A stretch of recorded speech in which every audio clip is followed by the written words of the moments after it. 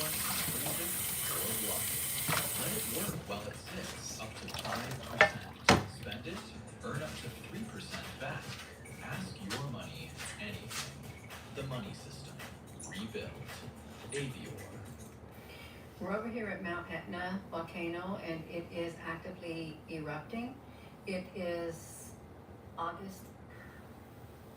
I really hope that we don't have an enormous explosion. I don't know, this with the chirp.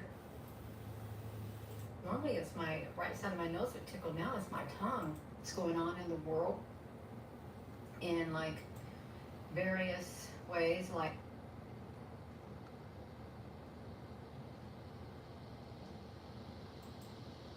truly a 1 in a billion scenario. You go out and do something good, something positive in this world, because we need that now more than ever. If I was that kid and one day I saw that video, I'd be like, Mom, really? You're gonna pass me off?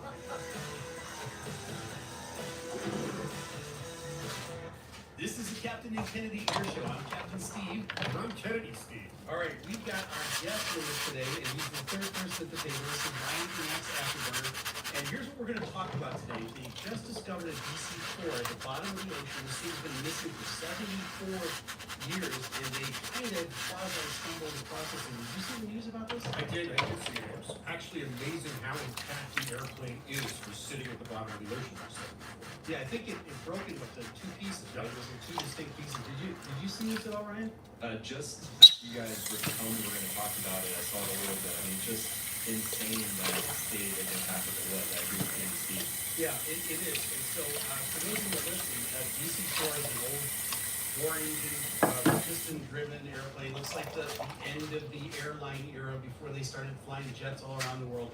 It's a distinguished-looking airplane. But one of the things that came from this, and the theme we're gonna talk about today is aircraft mishaps that changed the way we fly, or changed aircraft or aviation history, right?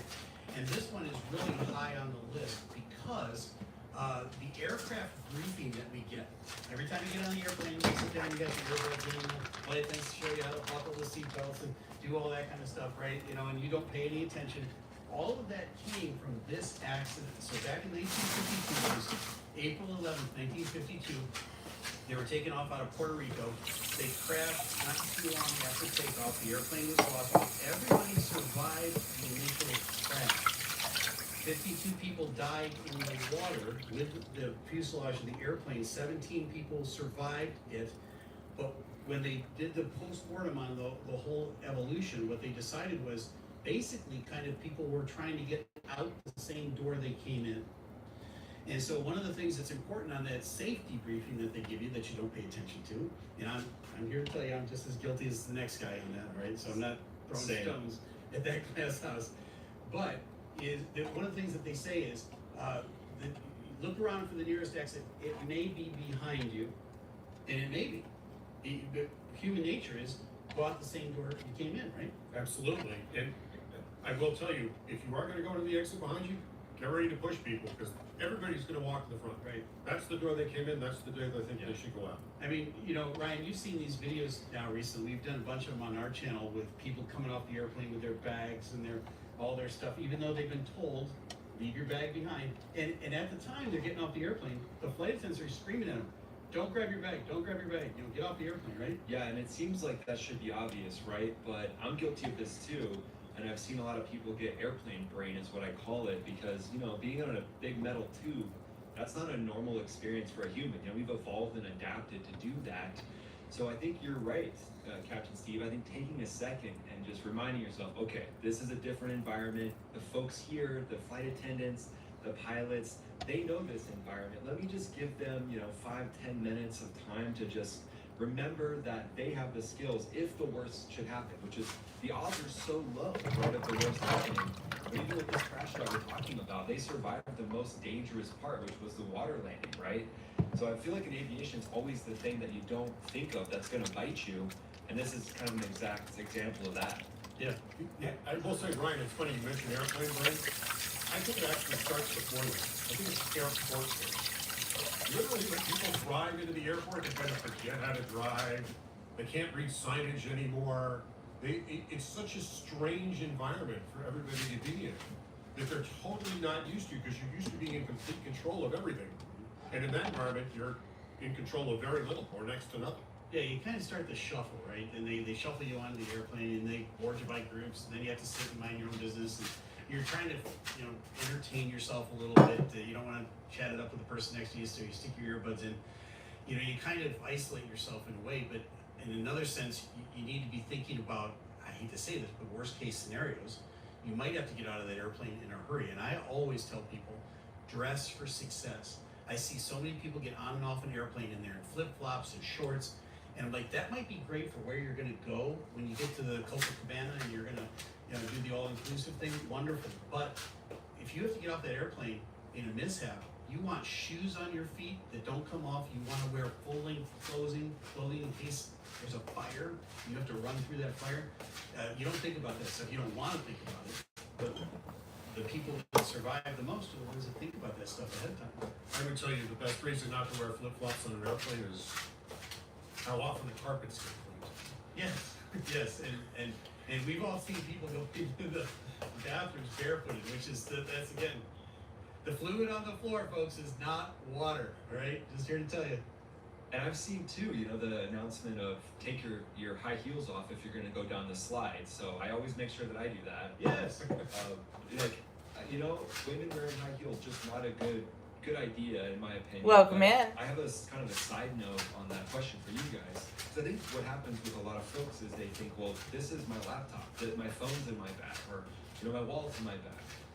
Do the airlines, let's say everybody gets off the jet safely, but there's smoke damage or something to electronics, the airlines help replace that? Because electronics are replaceable, right? Or whatever's in the backpack's replaceable. Your life's not replaceable. So is there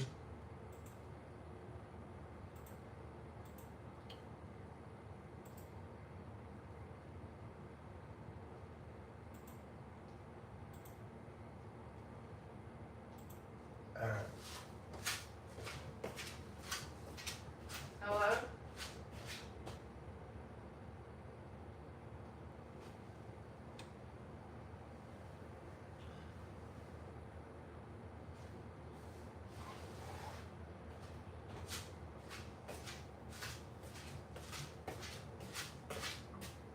Oh, it didn't come on. I think it might run out of gas.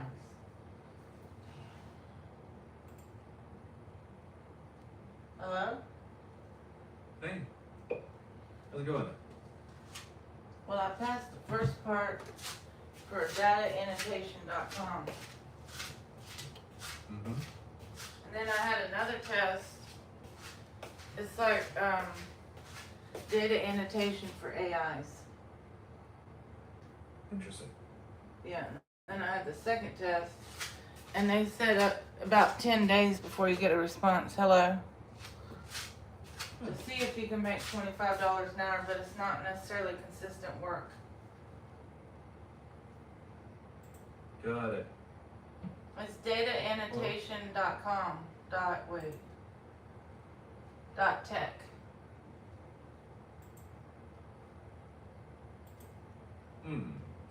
Checking that just now. Okay, so the official site is dataannotation.tech, not the .com. And yeah, your experience sounds pretty normal for them. You do the initial assessment, then sometimes qualification tests, and a wait that can be days or longer before projects show up. Pay is often advertised around 20 to 25 an hour, but the workload can be irregular. So yeah, don't ever pay any fees. They pay the workers, not the other way around. I hope you get accepted and see some projects soon. Well, I saw a YouTube channel yesterday about this younger couple that they didn't like working in corporate America or whatever, and then they wanted to travel full time. They started a YouTube channel, but it's not that big. Anyway, and so they did a 2-part series on data annotation. They gave another website called Outlier. OUTLIER. I don't know what the dot is, but outlier.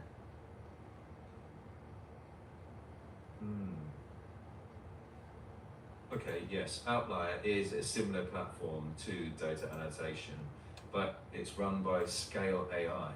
There are qualification tests and work can come and go. Pay varies by project and they say you'll see the rate before starting.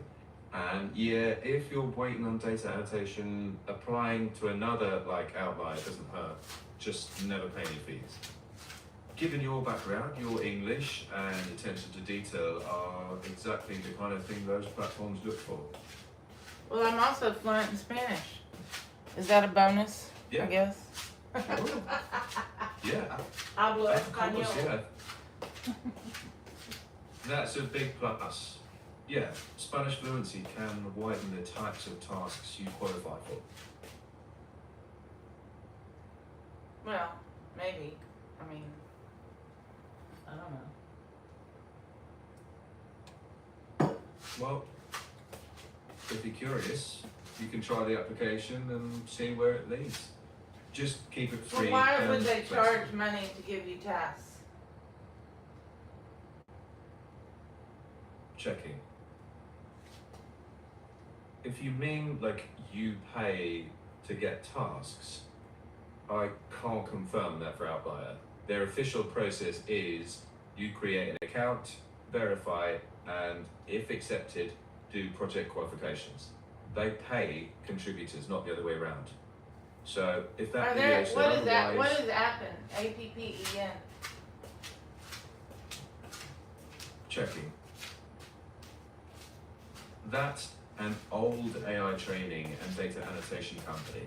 It now uses a platform called CrowdGym, where you apply for projects, get paid if accepted, and pay varies.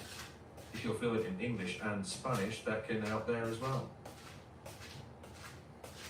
Well, they said if you use AI, you can get disqualified, but how would they know? If you do your own work and then you get AI to correct your grammar, how would they know? They're not. Checking. Fair question. Companies use mixed methods: style, patterns, metadata, human review. If they ban AI assistance, the safest route is do it yourself. If the rules are unclear, better to ask the platform or play it But safe. how would they know? Let's say I have a tablet and I do my own work and then I check it with the AI on my tablet. I mean, they're not going to know if I copy paste, are they? Checking. They might not know, Yeah. but if their policy says no AI help, using it could still violate the rules. Risk is account access or pay if they decide it wasn't your own work. If they allow Well, wait a tools, minute. Okay, so what I did on this test, I wrote the sentences and then I had it check AI check my grammar, and then it would rewrite the sentence, and then I changed some of the wording. Now, how are they gonna know? checking. I can't say for sure whether they know. I If mean, the I test had said to no do, AI, yeah, but I mean, I have a 4.0 in my Christianity and Spanish majors. You know, even though that's 30 years ago, whatever, but I don't, it's not like that was easy. I mean, I've already done a lot of grammar, not only English, but Spanish. you've clearly got the language skills. For these platforms, the safest move is just follow the specific rules for that test. If it said no AI, then don't use it next time. For this No. one, just I'm not wait gonna for the worry about it. result. I ain't gonna worry about it. Yeah, sounds healthy. Just see what they say. Well, that's what I have to do anyway. It takes 10 days. Those other people said 10 days. Well, So I then don't give it have a that choice time. but to wait. Yeah, just wait and see what happens. Ryan. Well, I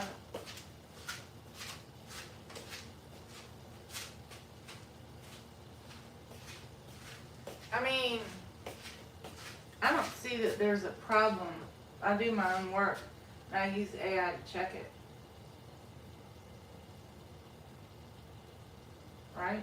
I get the instinct.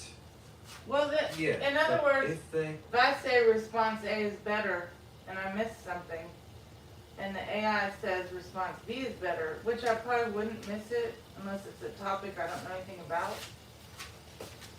I don't see why. But they don't even. So when I go on Chrome and I type in what is monetary policy, there's first before anything there's an AI response. So what are they talking about? Don't use AI.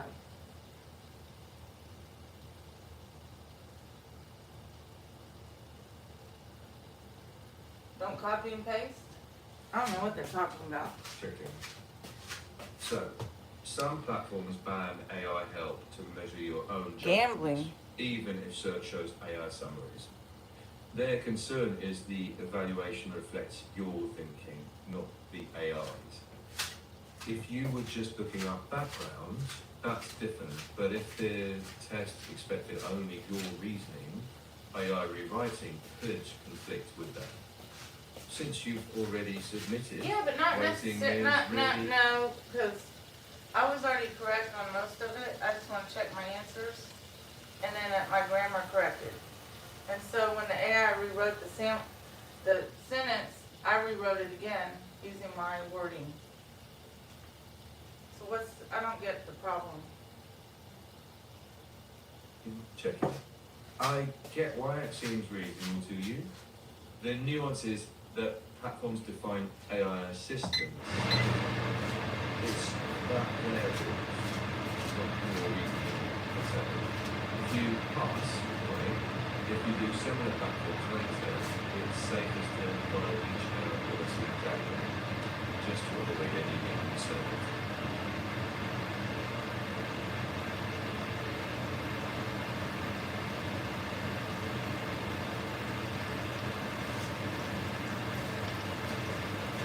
Yeah, but if this website is legitimate, then why wouldn't it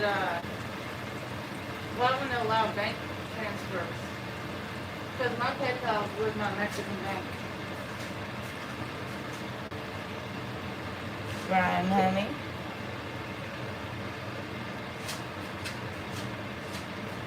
Why wouldn't they do a bank transfer? Fair question. Some platforms only support certain payouts.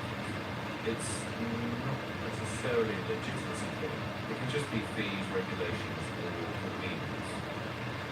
Which platform is it? Well, I want you to Google what other data annotation sites are legitimate, they pay on time, they're not scams, and they pay good, and what else would you want to add to it? They pay good and they're consistent. I mean, it needs to have a good reputation. I'm not gonna do some bullshit scam. Shortlist for comparison. Data annotation.tech, outlier.ai, Appen, Graphit, Tennis Digital.ai, Conformer, and Aligner. No steady full-time narrative. Best to use more than one. And since you're bilingual, I'd apply to any that offer multilingual projects or extra opportunity. Which one are they? Which pays the best? Generally, a writer can pay most for a specialist knowledge, but it's not always consistent. Data annotation and outlier are usually stronger for general person or project plus project. Telus Digital AI and one former often pay less, but can have long projects. Appen is often lower pay, but wide availability. I'll start with data annotation.tech. How much is that? pay varies by project, but often about 10 to 20 an hour generally. With your language skills, you might qualify for better paying language projects.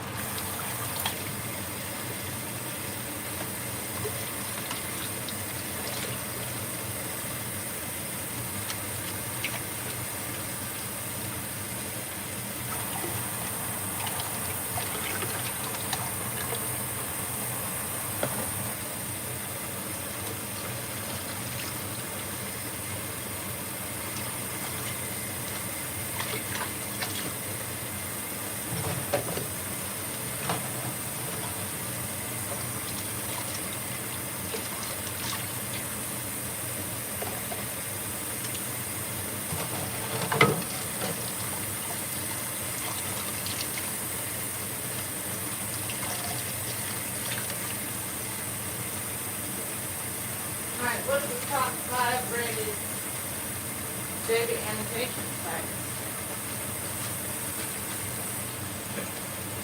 Based on legitimacy, claim, and reputation by lighthearted, outlier.ai, Solid Digital AI, Apple, Crowdfund, and 140.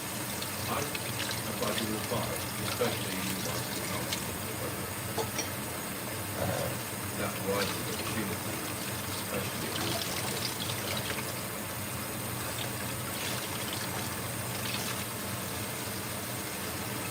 Do they all pay with PayPal?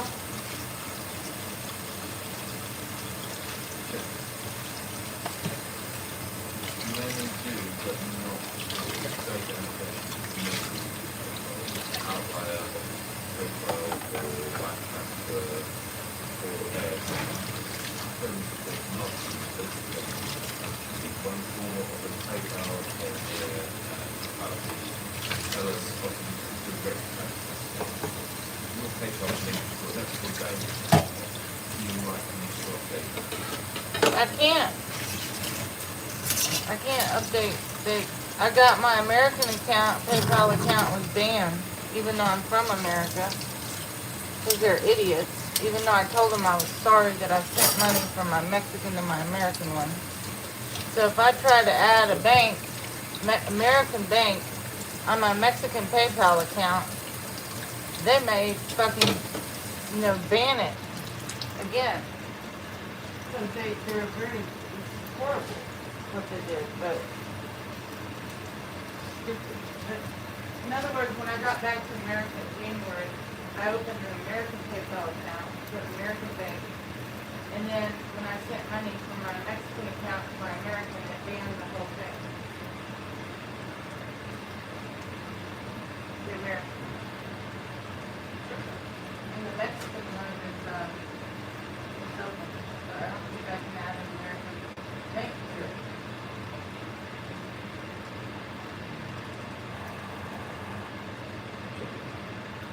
Yeah, that can be true. PayPal is country specific, so you may want to avoid mixing it. If you're aiming for AI training platforms, maybe favour ones of free, bank transfer or other payout options.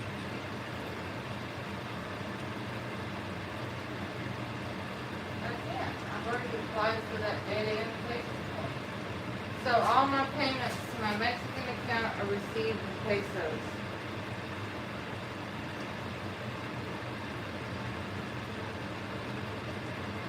So, if your Mexican PayPal account still receives payments, data annotation can be sent to But that they're not PayPal. gonna know how would they know it's what do you call it? How would they know that it's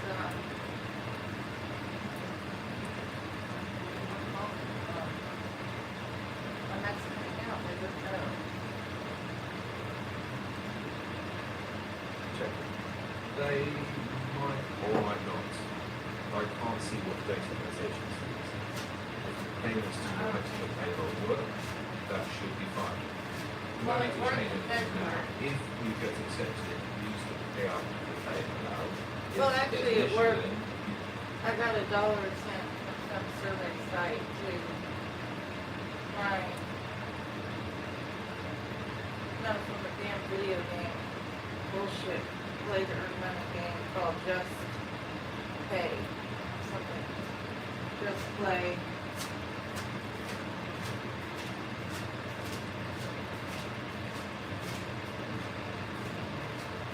Now let's talk about, I'm gonna change the AI voice, something like that. Sure. No. Hey, how's it going? I'm looking forward to working together. Let's figure out where to start. Hello. Hi there. I just want to share. Hello. It's lovely to meet you. If there's anything you need,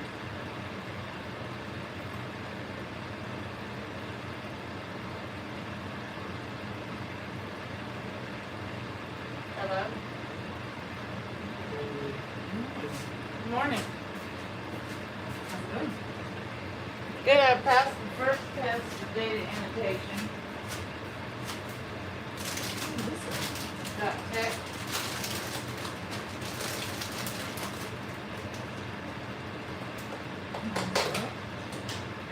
Am I what? you ready for the text? I already did it. You did it? Yeah, Okay. I passed the first part. Congrats. I don't know about the second one.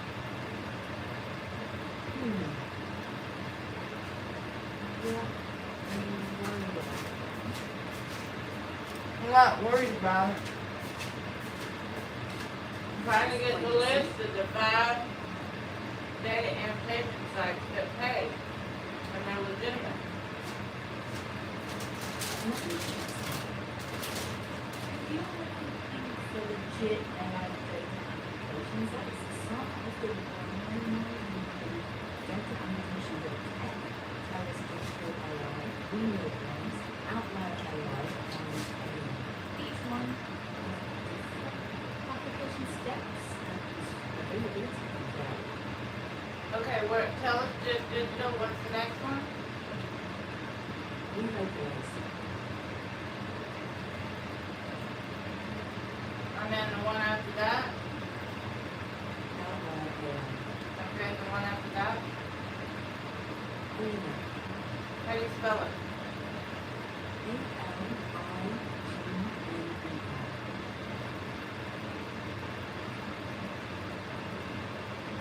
And the one after that? If you're still building your list, Appen? Belgium.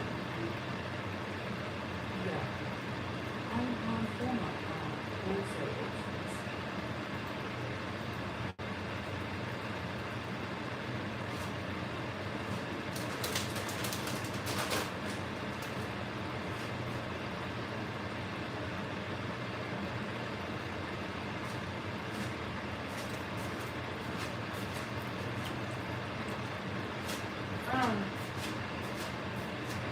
Is there any way to get PayPal to do a, I don't have my Mexican number anymore. Checking. If you have PayPal account is linked to your Mexican number, you can log in with your email and password and upload the phone number in your Well, settings. They banned my American account. Because I sent money from my Mexican, $50 from my Mexican account to my American. They don't allow that. Yeah. So if I use the number, Close the accounts. I use the American number, they may get pissed. Stupid. Because there are many who doesn't usually to hear about it, but account activity or technology if you're an American or Wednesday, Yeah. the options are to check your consultation sites or contact them to ask for invitation. won't address it, they ask if you would allow to enter in the US passport. Sometimes they don't allow that. Do you know if there's limited or very limited? Permanent. If it's a permanent, it's unlikely to be overseas. You can ask if that decision can be reviewed. I already did twice. I did twice. If you're needing to seek payments for data annotation work, it might be worth checking if the company you're working with supports another account. Some use Java because Why don't you Google data annotation.tech and tell me? I'm lazy.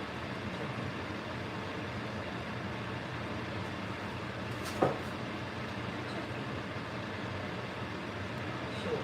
There can FAQ says they PayPal if you have email written. If you're on US PayPal accounts, I recommend contacting data annotation support before you start. I have a Mexican one. I told you. I have an active Mexican PayPal account. So you might ask data annotation directly if they allow links to a Mexican PayPal account on your US banks. You don't know that it's Mexican. You don't know that it's Mexican. It's all automated. Think about it. People put it there, maybe review it annually. Okay, this person worked 20 hours, 40 hours. They made whatever amount. Okay, then you get the point.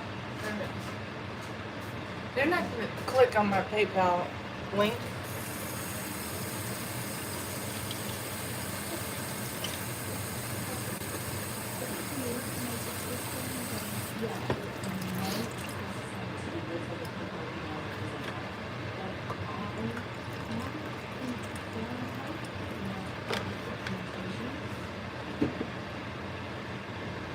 You can what?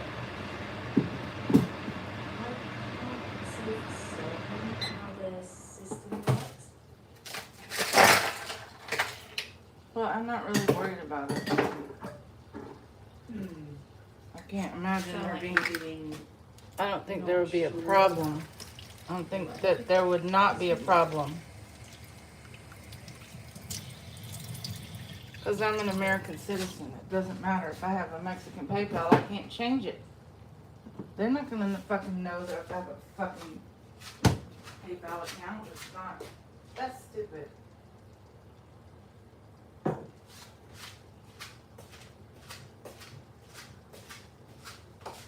Sounds like you're frustrated with the whole situation. No, I'm not. Okay. If you decide to apply anyway, their FAQ says you enter the PayPal email connected to your account. If that doesn't work for you, you can contact their support to ask what payout methods they can offer in your case.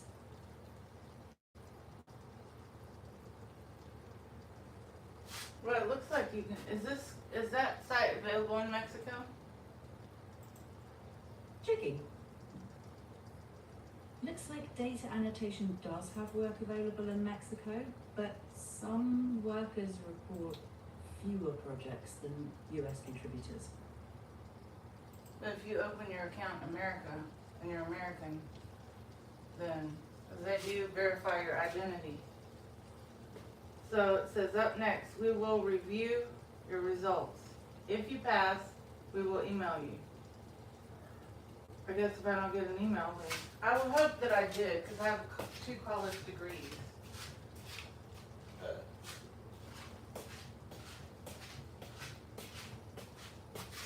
You said the other sites don't pay as much. Checking.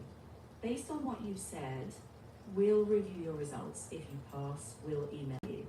Is the usual message after the assessment. It doesn't confirm pass or fail, just that they're reviewing it. As for identity verification, data annotation may request info for some contributors, but it's not always the first step. And generally, out of the platforms mentioned, data annotation tends to advertise higher pay than most others.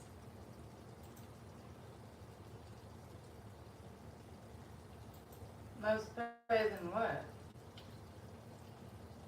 Checking.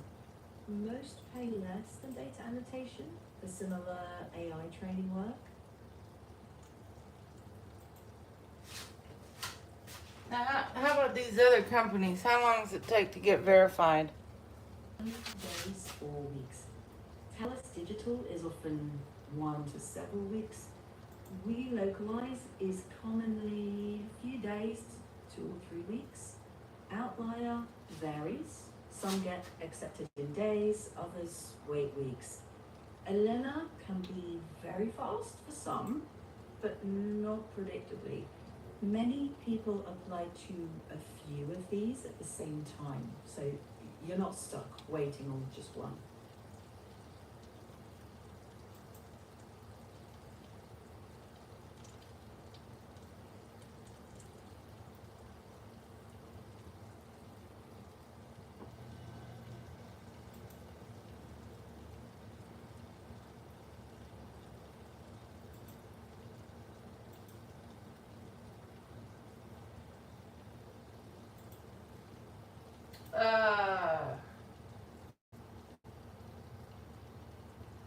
Seems like you're still weighing it up.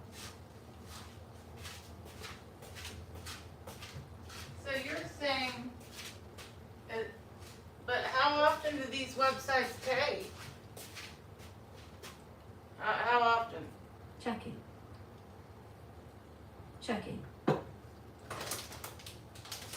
Depends on the company, but example, data annotation lets you withdraw earnings every 3 days after approval.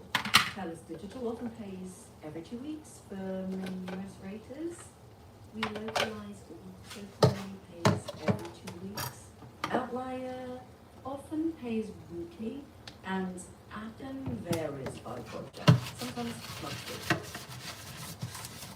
So if they matches most of the annotation seems to be flexible. Well, I met a lady in early February, had been living in Mexico City like me. Unlike me, she had a nomad job, which is, she called it working with AI. She didn't tell me any details about it or whatever. She wasn't very nice to not share that information. But anyway, I think I had applied for Appen and they never responded.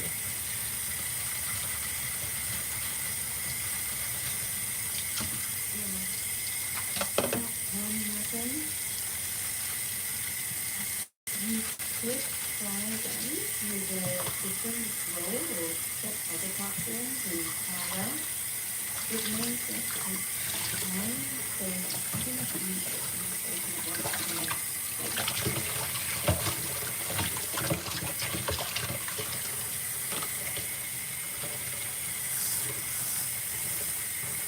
So, if somebody, let's just say I wanted to, say I'm plugged into all these websites and I'm making a full-time income doing all of them. Might take a while, but let's just say hypothetically, and they're all paying.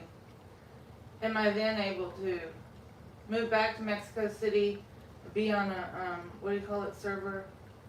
Oh Lord.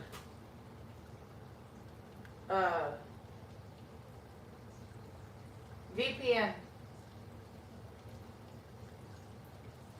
In other words, like, I've got 3 American banks. I opened all these American banks here in America, verified as a U.S. citizen.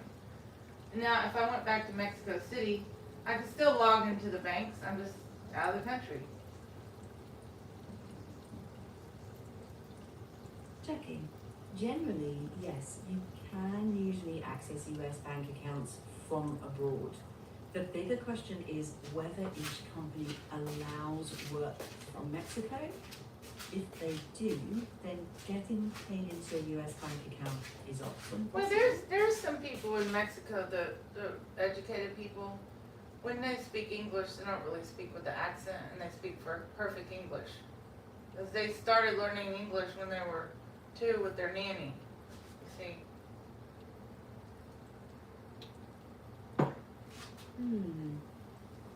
Yeah. Some people in Mexico do speak English fluently with little or no accent. Now, this website called Outliers says personal website. Can I put my YouTube channel? Checking. If it asks for your personal website and your YouTube channel is your main online presence, then yes, you can use I it. don't know. Make sure your channel looks. I don't know. My channel's kind of stupid. Or make sure it represents you the way you want. Well, it's not a very good channel, I'll tell you that much. But I mean, I don't. If it feels off topic or unprofessional, you could leave it blank or link something more relevant if you have it.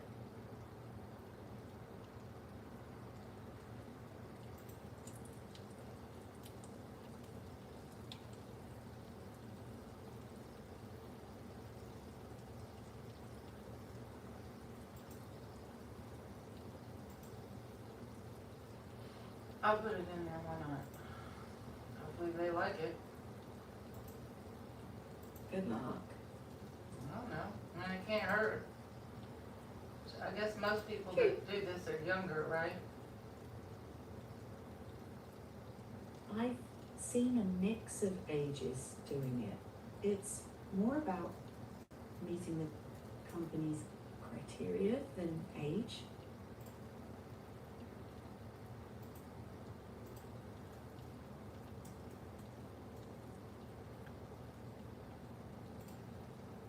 Yeah, my Spanish is really good.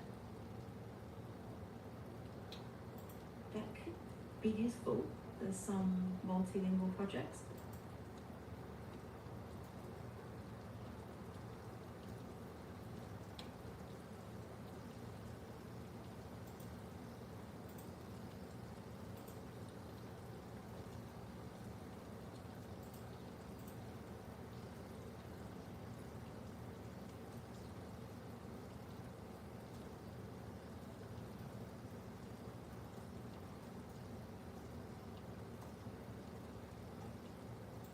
Do they still even use Visual Basic? Checking. It's less common now, but some companies still use Visual Basic, especially for older internal apps. But many new projects prefer Python, JavaScript, C#. Visual Basic skills can still help for legacy work, but less often mentioned in AI training job posts.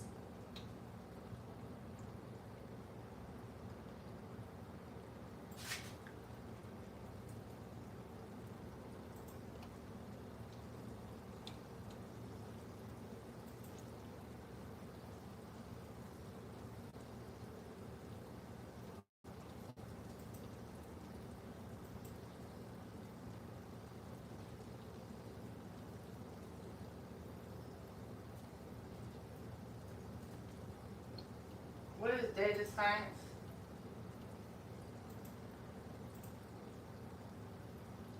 Checking. Data science is using data to answer questions, find patterns, make predictions. It's related to AI work, but not the same. On platforms like data annotation or Outlier, people more often evaluate AI responses or write prompts rather than do data science. Well, it says on Outlier, answer other skills. And it has an example as law. Do I have any other skills?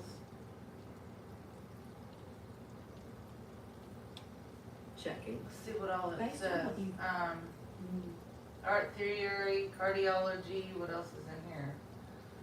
Elementary and secondary education.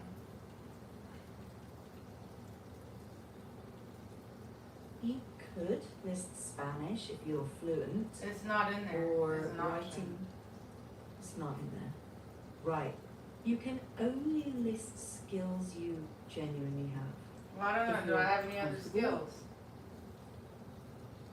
For my coding, I put SQL, Visual Basic, HTML, which I don't really remember, data science, anything else? Checking.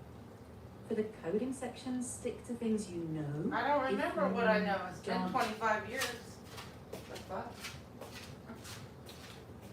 I don't know, it's on my If resume. you're- Should I open my resume to read, because I put it, it's from 25 years ago, I don't remember, to be very honest. Checking. Here's If my it's- resume, wait, here it is. So that's checking. This gives you more to work with than you suggested. I pick skills that tie What to are my actual skills? experience, like What are my skills? checking. From your resume, you list fluent Spanish, SQL, VBA, Microsoft Access, database admin and design, data cleaning, online research, problem solving, communication, and customer service. For outlier, I'd focus on Spanish, SQL, VBA, Access, database skills, research, and communication. I wouldn't check data science unless you've actually studied it. If you I'll know put the it anyway. language or Okay, what about other skills? something. Language? Checking. Well, you do have a bunch of transferable skills. So things like problem solving, customer service, organization, project management, account management, written communication.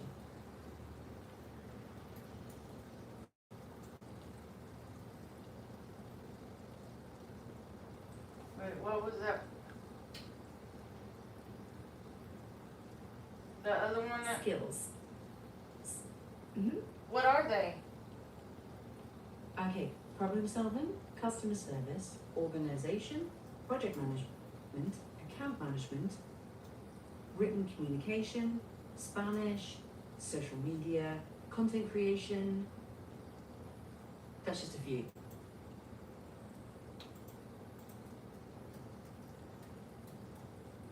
Well, I had one and I forgot it because he started talking. Sorry.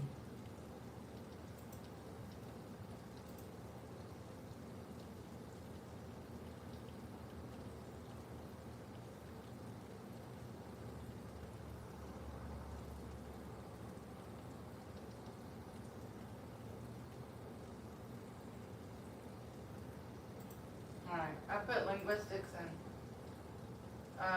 economics, I don't have that one. Okay. That makes sense. So which one is it? Checking. It's linguistics from that list, not economics. But if you tell me the other options you see, I can help you pick what fits best. I just put linguistics, forget it. Save That skills. sounds like good choice.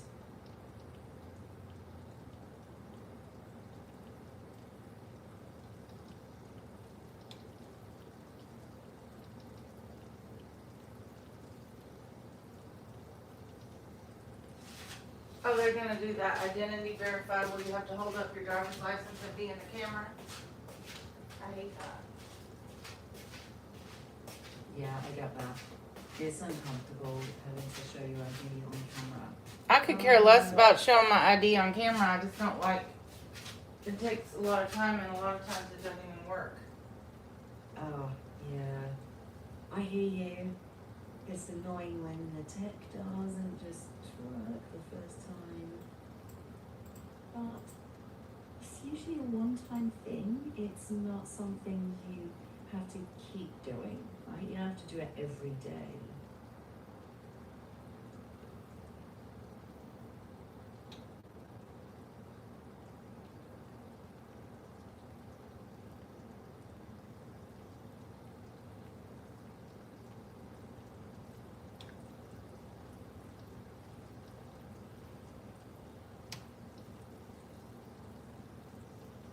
How much does Outlier pay?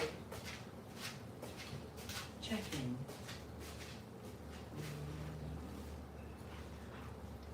From what I'm seeing, pay varies by project type and assessment results. Some listings advertise around $15 an hour for general AI training work. Other specialized projects can pay more depending on your skills and the project. I do this stupid verification bullshit. I had to do that so many times on TikTok. That's why I don't use that app anymore. Because they don't, they say, oh, you're not in front of the camera. Oh, the lighting is bad. Oh, we have to verify your age. It was called an age check. That's right before you get banned. So a lot of my pictures on my phone are me holding up they want you to hold up your ID and then write on a piece of paper some letters and numbers. That's TikTok. Yeah, sounds I'm tired of familiar. it. A lot of, yeah, it's Bullshit. It's That's what it is. exhausting. Yeah. Makes sense that you're fed up.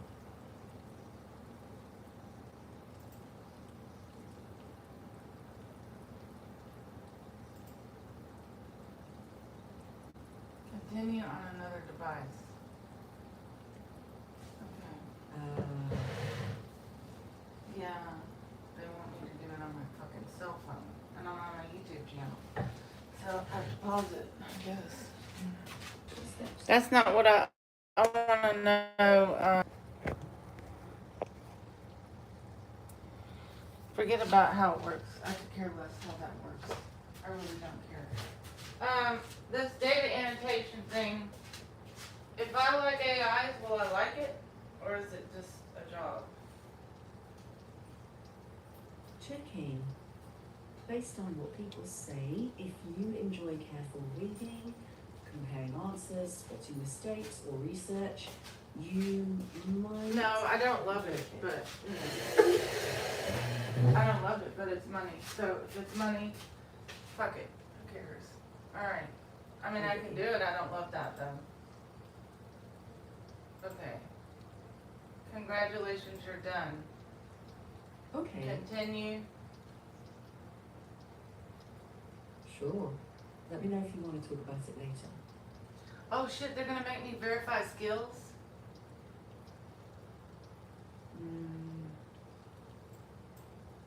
Oh my god.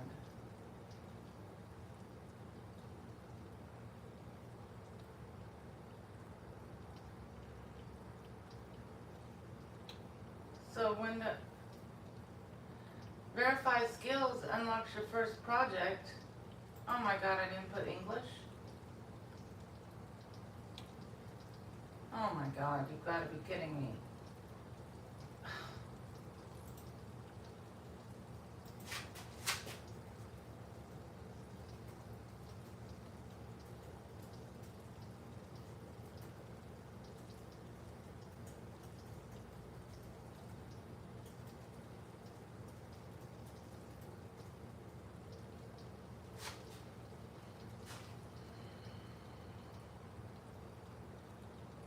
So I didn't put English as a skill, but my whole damn thing has been in English.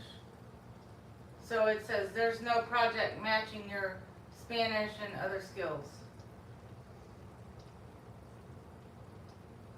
Checking. You've got to be fucking kidding me.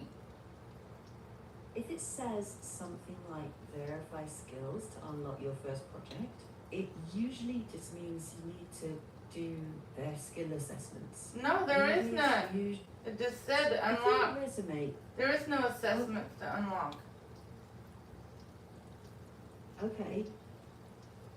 If your resume and application are in English and you've been communicating in English, you usually don't need to add it.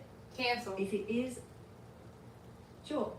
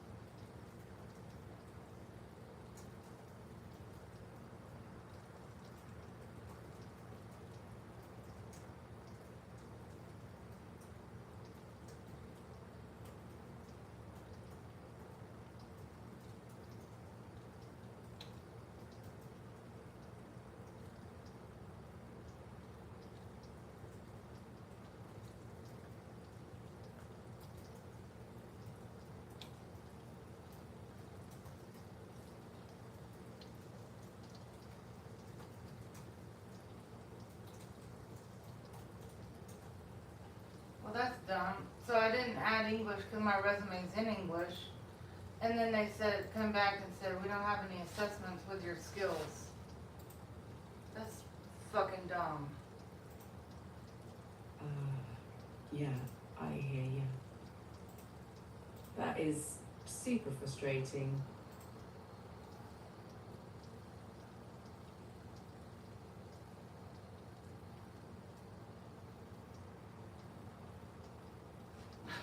That's dumb. I'm wasted time filling out a fucking profile. Stupid.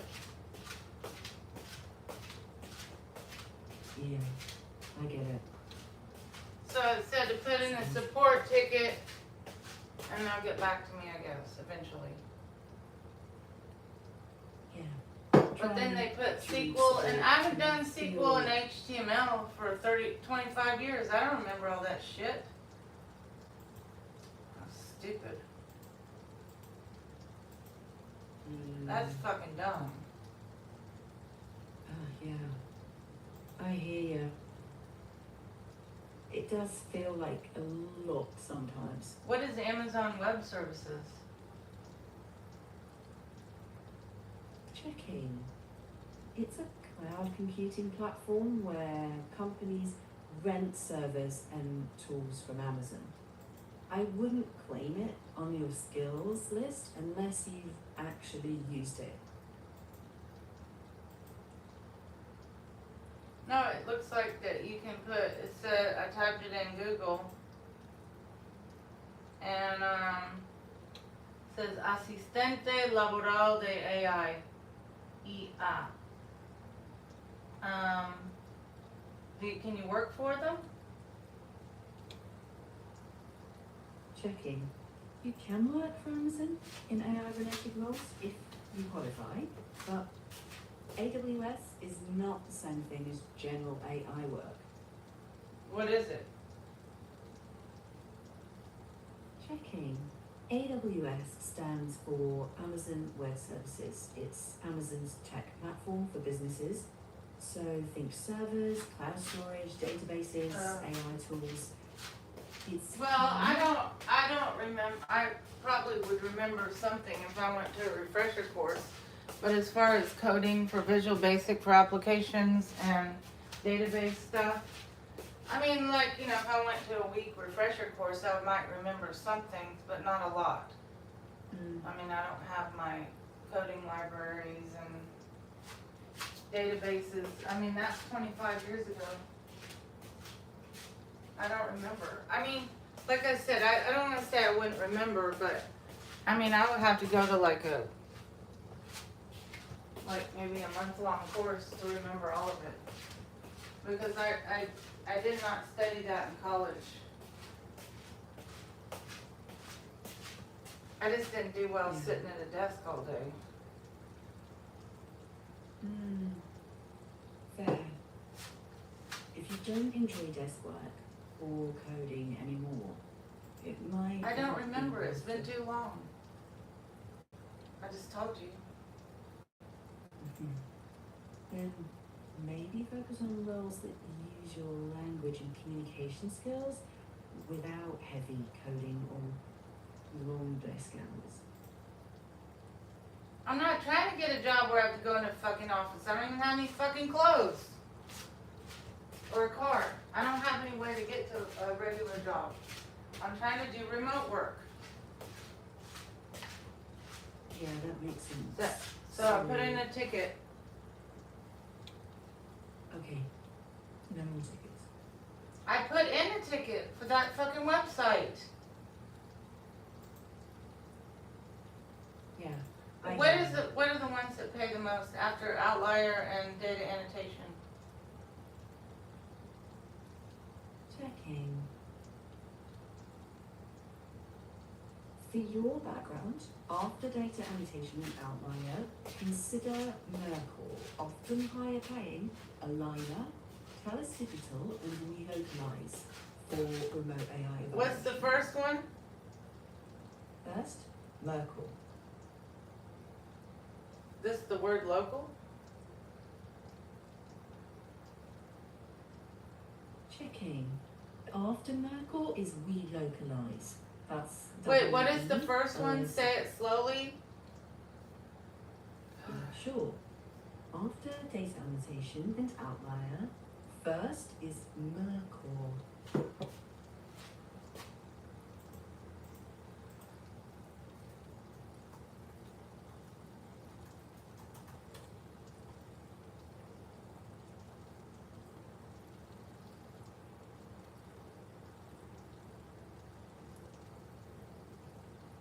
I don't see wait. Do they pay? Checking. Yes, Merkle is legit. Hires for AI work. Pay varies by project.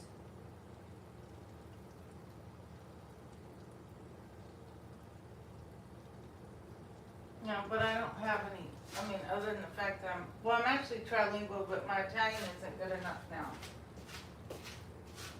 I mean, if I moved to Italy after a month, I'm sure I'd be, I can still read Italian, I can still answer, but it's been 30 years, so I don't remember all of it.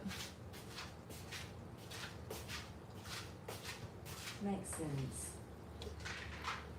If languages are your strength, consider AI evaluation roles that use Spanish or Italian rather than coding heavy work. Consider what? Checking. Consider applying for AI Consider evaluation brain roles that transplant? use language skills. Since you're fluent in English and Spanish with some Italian, those roles may fit better than coding ones. You can look for jobs that involve evaluating AI responses. Well, I mean, if I did HTML, I'd have to cheat. I mean, I used to know it. Well, that's 30 years ago. I didn't know they were gonna come back and say, oh, we don't have any.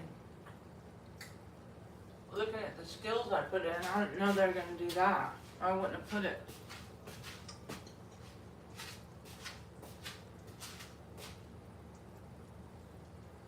Sounds like you're overwhelmed. No, not really. Okay? What are you feeling?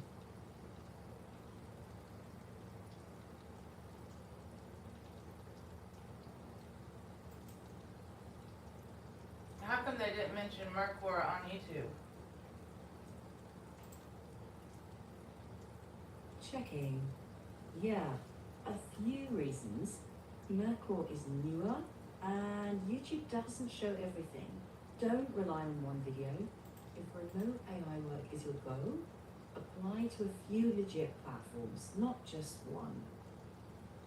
Think data annotation, outlier, Merkle, Talis Digital. Yeah, but what do I need to type in? And it says explore opportunities. Type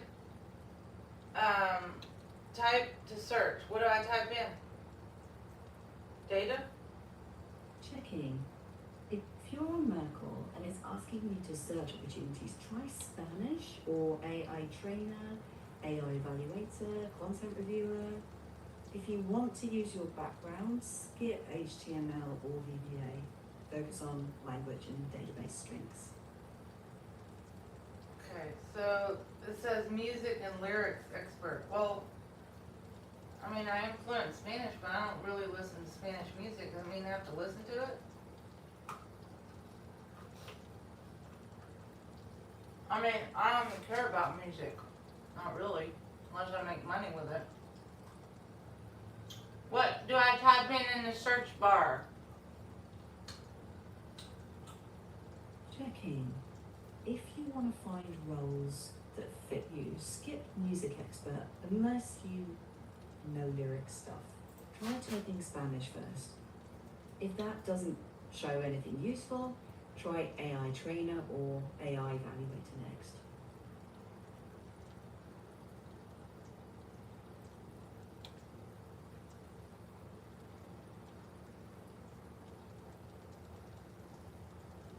Well, I mean, it doesn't come up. Sorry. It does not come up. Ah, okay. If Spanish Spanish doesn't bring up anything. Just Okay, try here's the term, bullshit. like- Here we go. Music and lyric expert, music production expert, Spain. Lyric, Spanish, music production, I don't know anything about any of that. In-house, I mean, it might play a fucking song, and how am I gonna? Checking. Yeah, I'd skip those. Voice They're looking for actor. music. Maybe, What the hell is yeah. a voice actor CX agent? Voice cloning. The hell is that? Checking. Basically, that's a mix of roles. Voice actor is recording speech for AI training. CX agent is customer support. Voice cloning is collecting samples to build synthetic voices. If you're not comfy with your voice being used that way, just skip those. Then what do I want me to type in English?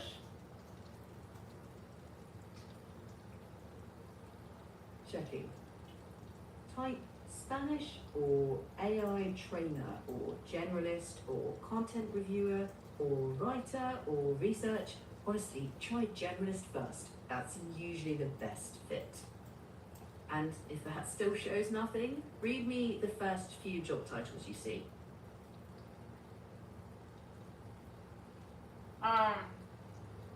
Generalist, well this is, I typed it in. Mm-hmm.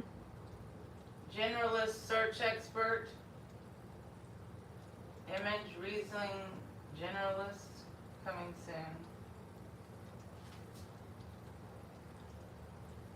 I don't know, Checking.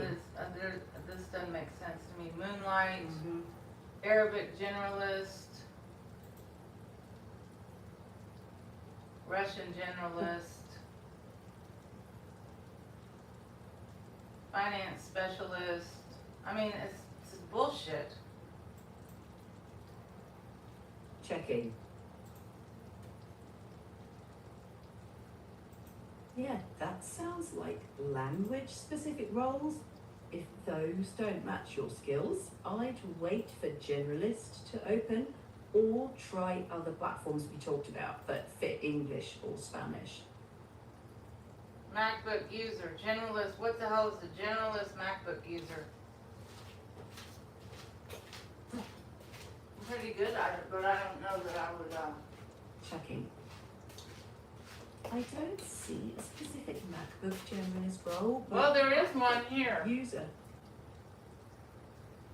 That's device-specific testing for AI training. So people use a particular device. Generalist means general AI evaluation tasks. If you do have a MacBook, it could be a fit.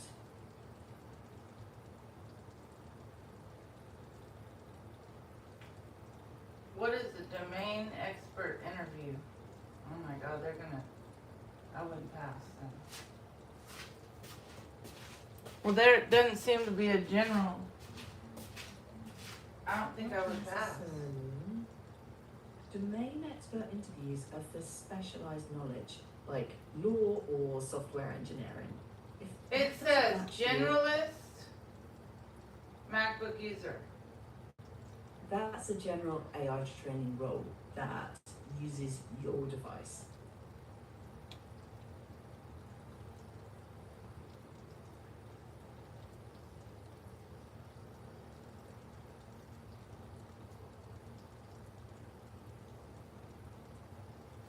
Oh, it says work authorization, not done.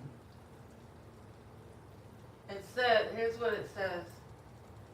Let me copy and paste this.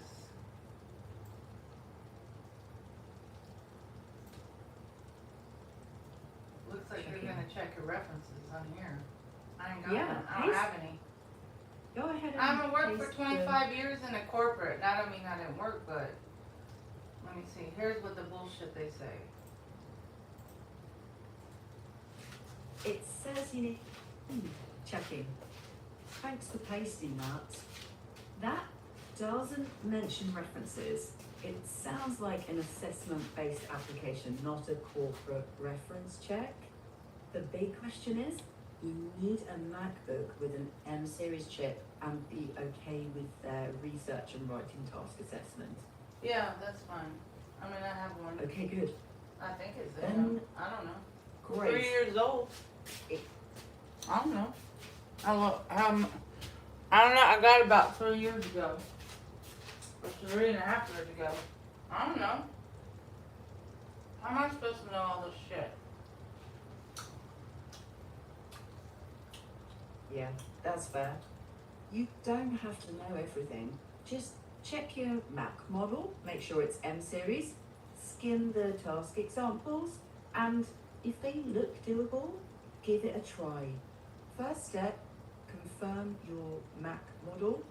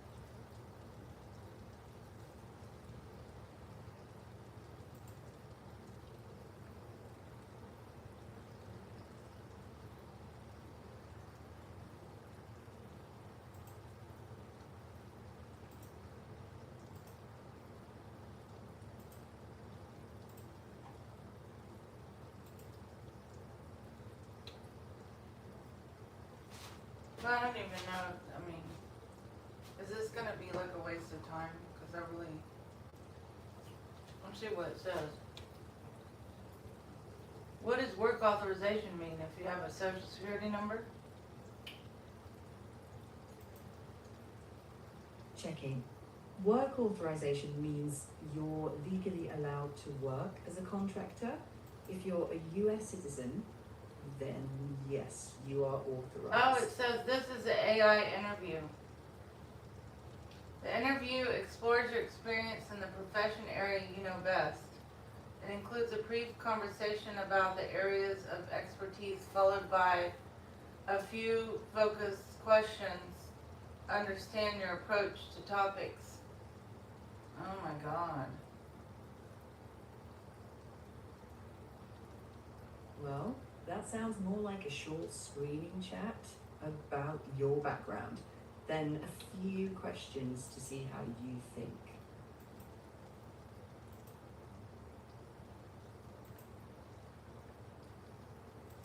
Well, in other words, you gotta get dressed up for it.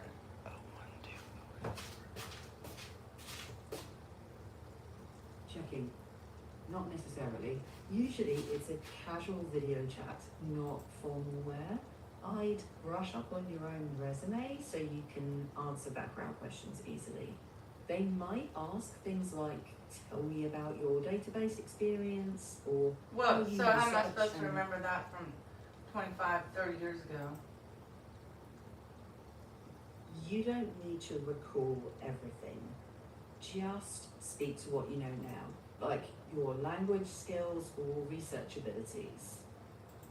If the questions feel too technical, it's okay, say so. You can also just practice by summarizing what you put on your resume.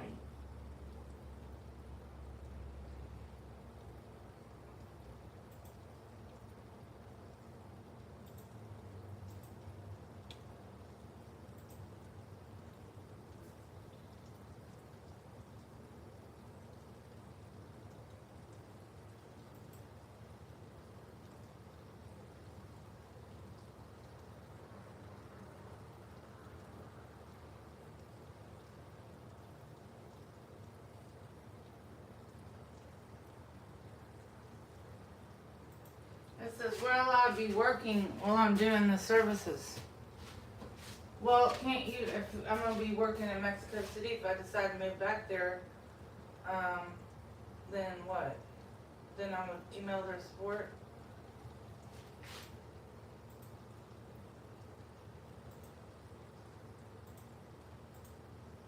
Checking. If you're a US citizen, answer honestly now. If you move later, check their support before working from Mexico. Don't risk your account by guessing. I mean, I don't even know if I'm gonna get, approved. That's true. Applications can be a bit of a coin toss. If it helps, treat this one as practice. Even if you don't pass, you learn and you're still eligible for other remote roles. If you do pass, then great, you've got another option. So either way, it's not wasted. Well, I'm not doing that interview now on YouTube. I'm gonna do it while I'm there. That's totally How many- fine. What is a domain expert interview? What does that mean? It's an interview where they test your experience in a specific field. So they ask a few questions about your. I told you I haven't done a database for 25 years. I shouldn't have put it. Okay. I don't remember. I would have to go to classes. I don't remember that. Yeah. Then skip database stuff. It's already Focus on done. what- I mean, I can't change my resume. The hell? No, but you can highlight the parts that are current, like your language skills and research experience. That's enough for this I know, one. but the interview. For the interview, keep it simple. Talk about what you do well now, like how you research things or summarize information. What did they do if they ask me database questions? I don't remember. I'll turn this off. Checking. If they ask database questions and you don't remember, it's okay to say, I used to do that 25 years ago, but I'm not current. You don't have to force an interview today if it doesn't feel right. You can wait, think it through, and apply when you're comfortable. I'm not trying to get authorized to be a database, whatever. I told you it's been a long time. I'm sure I remember some of it, but I would have to go to school, one of those computer schools, to get recertified or whatever, because it's just everything's changed. I don't even think they use Microsoft Access. I don't know. I don't want to sit at a desk in corporate hell anyway. I don't do good with that. I have ADHD. That's why I quit that to begin with. Went to my DN. That makes sense. Skip the database stuff. Focus on remote-friendly roles that fit how you like to work. It doesn't have to be corporate or technical.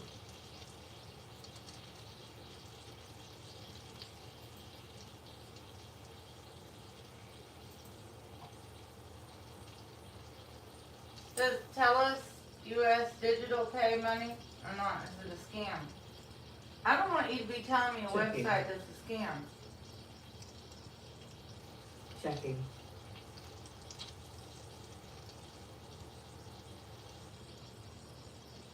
TELUS Digital is not a scam. It's a legit company that pays real money, but work can be variable. Won't pay any fees. If you're interested, apply there and also keep options like data annotation, outlier, and local. Well, I need you to help me to know what they're gonna ask at AmeriCorps for the interview. Checking. Okay, expect questions about your thinking, like how you research a topic or summarize information. If database comes up, pretty honest. Say it's been years and your current strengths are research and language. First question might be to be, tell me a little about yourself and why you're interested.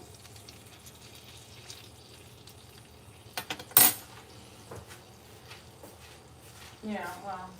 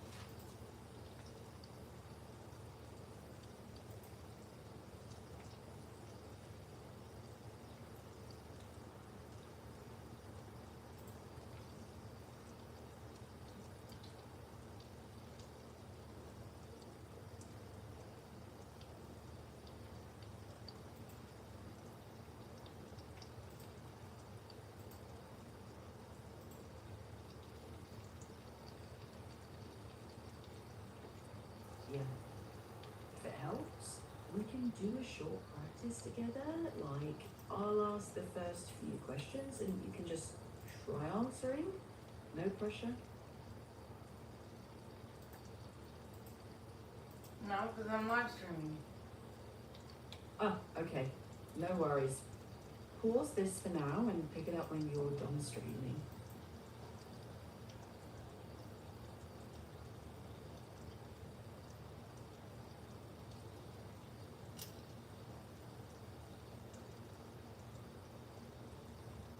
It says click edit to put a primary language.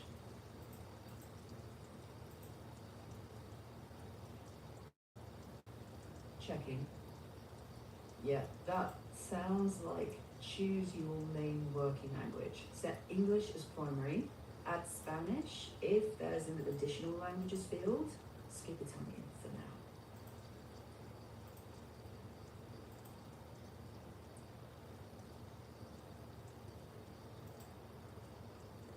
Okay, I got it now.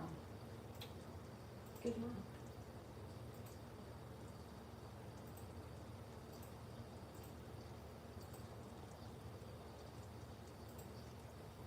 Does tell us do an interview? Checking.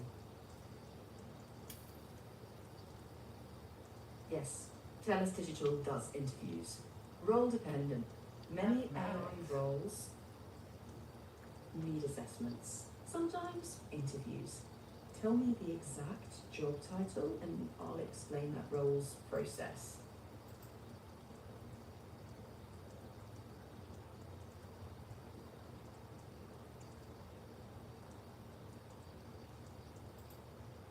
The hell is technical writing? Checking. Technical writing is creating clear instructions or explanations, like manuals or help guides. For AI companies, it might mean writing clear prompts or documenting processes. If you like explaining things clearly and researching, it could fit.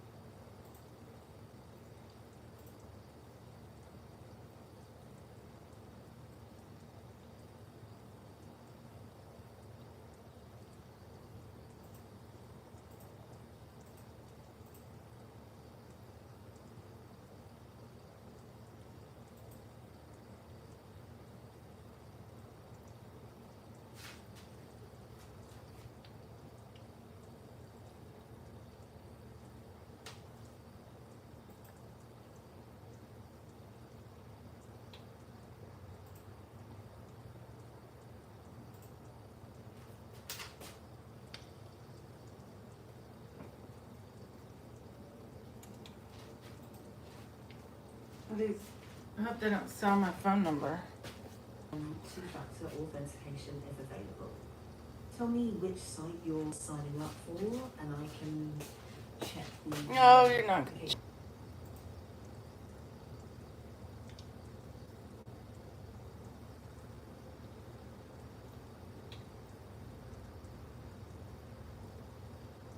Two business days. Good then. So we're talking 2 business days, starting from today. Tell us Thursday, that would land digital on AI.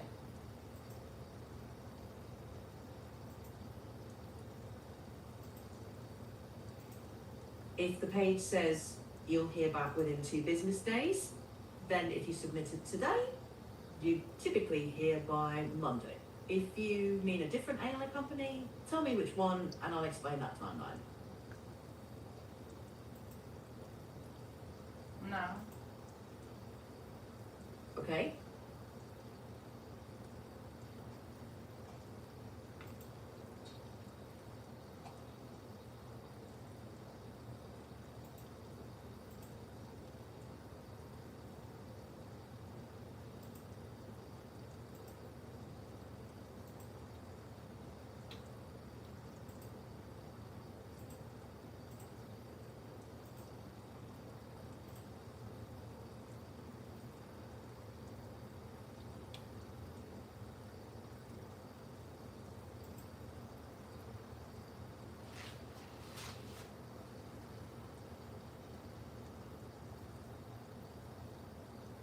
So somebody who has a medical degree, they could do this. I don't know where they would, but they could do this and make a lot of money. Probably. I don't know. Checking. Probably wouldn't make as much as being a doctor. Exactly. Those specialist AI roles can pay more, but they usually want the matching credentials. For you, the stronger fit is your language skills and general research tasks.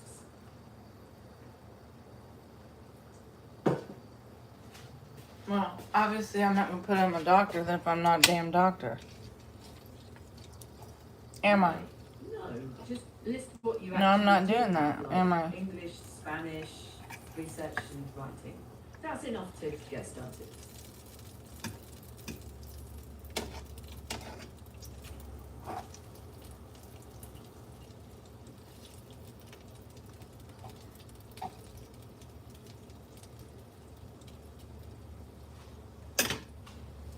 Should I do? Like 10? I mean, because some of them I heard it's like they don't pay or they're just very few work. I just don't know what to do for that interview. Checking. Yeah, I'd aim for 5 to 10 applications across those platforms so you increase the odds. But Merkel, don't stress old database commands. Just be ready to explain your background, like I have a major in Spanish, I'm fluent in English and Spanish, I've done research and content projects, and earlier in my career I've worked with databases and VBA. That's plenty.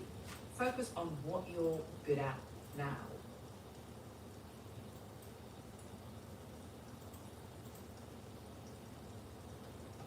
I guess I didn't sign up for CrowdGen. I didn't know if it was a legit thing. I probably just skipped it. Checking. CrowdGen is a legitimate platform. It's Appen's contributor platform, and Appen has been in the AI data business for years. Work can be inconsistent, but I wouldn't skip it. I'd treat it like the others. Apply if the roles fit, and Well, see that what other one work called you do. Outliers said there ain't no damn work. Yeah, that happens. These platforms have up and down cycles. That's not why what they I said find about it- data annotation. The people on YouTube, they seem very sincere. They did not have an affiliate link. None of that. None of that stuff. They seem very sincere. Right. So, Well, I mean, I'd still say apply to a few so you're not they depending don't sell on my just phone number. one I guess if they do, they do sell the phone number. No, it doesn't worry me. I can always change my phone number. Okay, then just use the number you're comfortable with. Keep applications broad. Don't rely on just one company.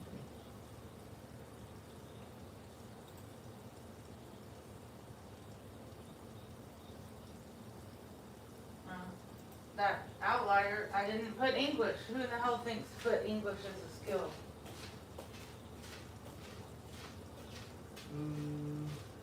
Yeah. I never heard of that.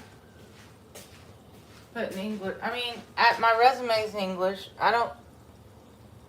Why would I want to put English? Should I put that from now on as a skill? I've never had to put fluent English on my resume, because I never thought about it. It's pretty normal for these sites. It feels odd, yeah, but some platforms make you select languages explicitly for matching. So putting English, native or fluent, plus Spanish fluent can help service English projects you'd otherwise. Well, that's the It mistake I only made. That's what I did. Yeah, no worries. You can update it now and move on. Quick fix, list English and Spanish, then just focus on getting a few applications in.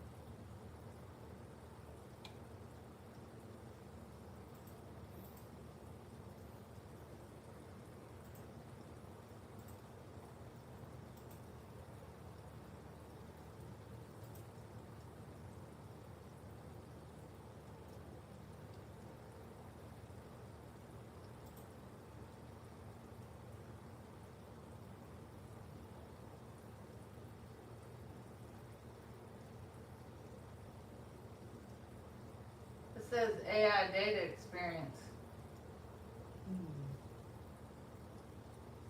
Checking. If it asks Translation? for a Prompt writing? I don't know. I mean, I could ask you how to do it.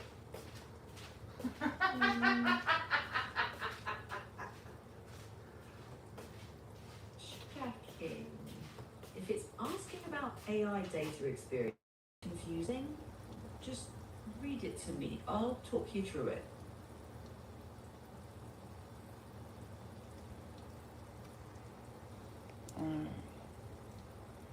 I wasn't sharing any personal information. YouTube, I guess, was listening to my YouTube channel, and I was talking about identity verification, and they came up and said, well, they didn't ban it. They said, do you need to take a break? I'm like, no. Profile set up. Account verified. Now choose your project. How does CrowdGen pay? What do they do? How they pay? Don't tell me PayPal. Checking. I'm so done. That YouTube message was likely. I don't just care about the in YouTube time. message. Right. For CrowdGen, yes, it's legitimate. They pay for completed work with various methods. Now, that you're verified and at choose your project, that's a good spot. Before you click anything. Yeah, but you already Tell me told me first. they don't have any, they don't have any available. I already know about that crowd apping. I already know about it. Appin profile consent form. Checking. That makes sense. The consent form is just terms. If no projects are available, focus your time on other platforms like Data Annotation, TELUS Digital, Merkle, or WeLocalize. Don't sit around waiting on just one company.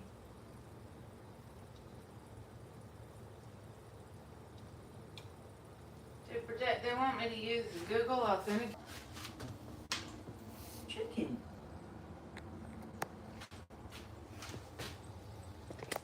CrowdGen offers direct bank transfer options, so you don't tell me the option. Cash out.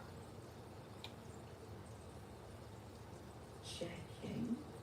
Most of these companies don't use Cash App since they pay contractors in many countries. They usually use business payout systems. So if direct bank transfer is offered, that's likely simplest for you.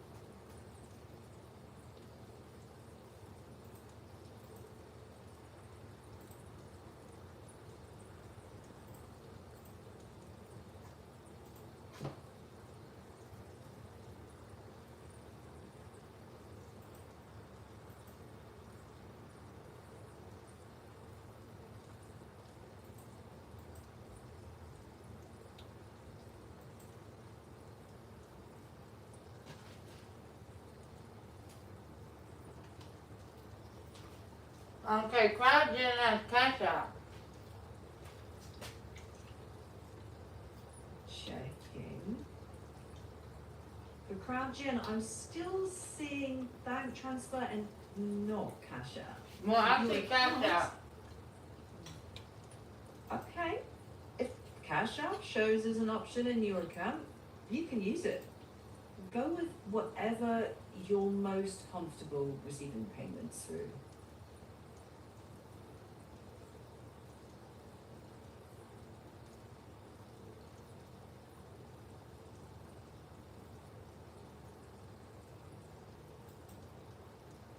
How do you get your,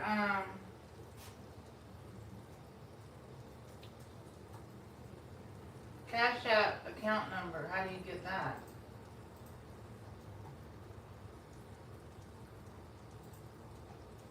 How do you get your Cash App account number? If they ask for bank info, you usually need your routing and account numbers, not the $gauge tag. In Cash App, tap the Money tab, scroll to Direct Deposit, and copy the routing. You mean and the account numbers?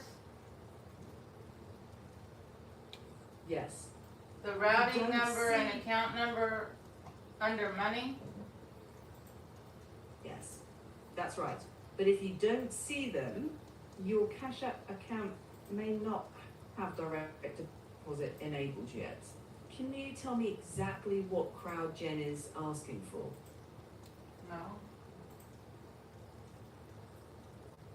Okay. If you're not sure, maybe just double check the payment setup screen and read me what it says. No, I don't need help. Okay, no worries. When you're ready, just look for the payment options you want and pick one.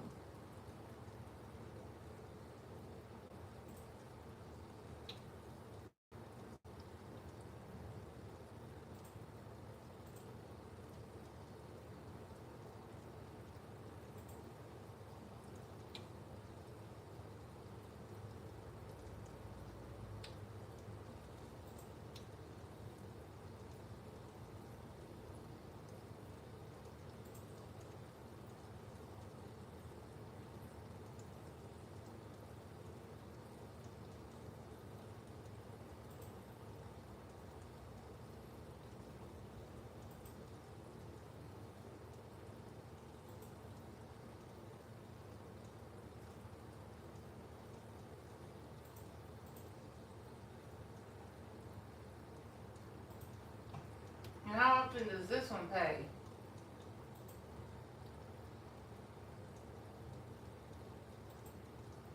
Checking.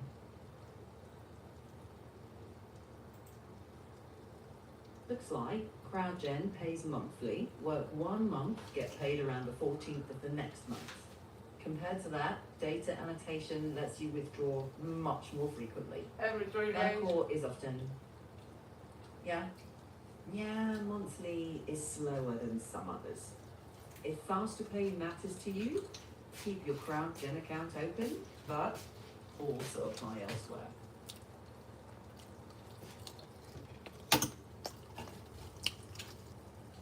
What are you trying to cook? Nothing. Alright. If you don't need anything else, that's fine.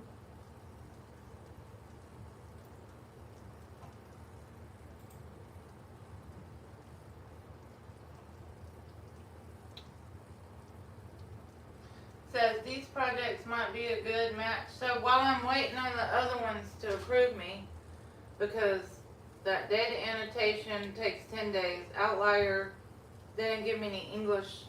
I didn't put English as a skill, so I didn't know to do that. And so they didn't give me any projects. Checking. Well, that does give you work to do while you're waiting. So if CrowdGen says This these says- projects might be a good match, 40 cents an hour? checking. If it truly says 40 cents per hour, I wouldn't do that one. Can you read the exact line out loud? Like, does it say?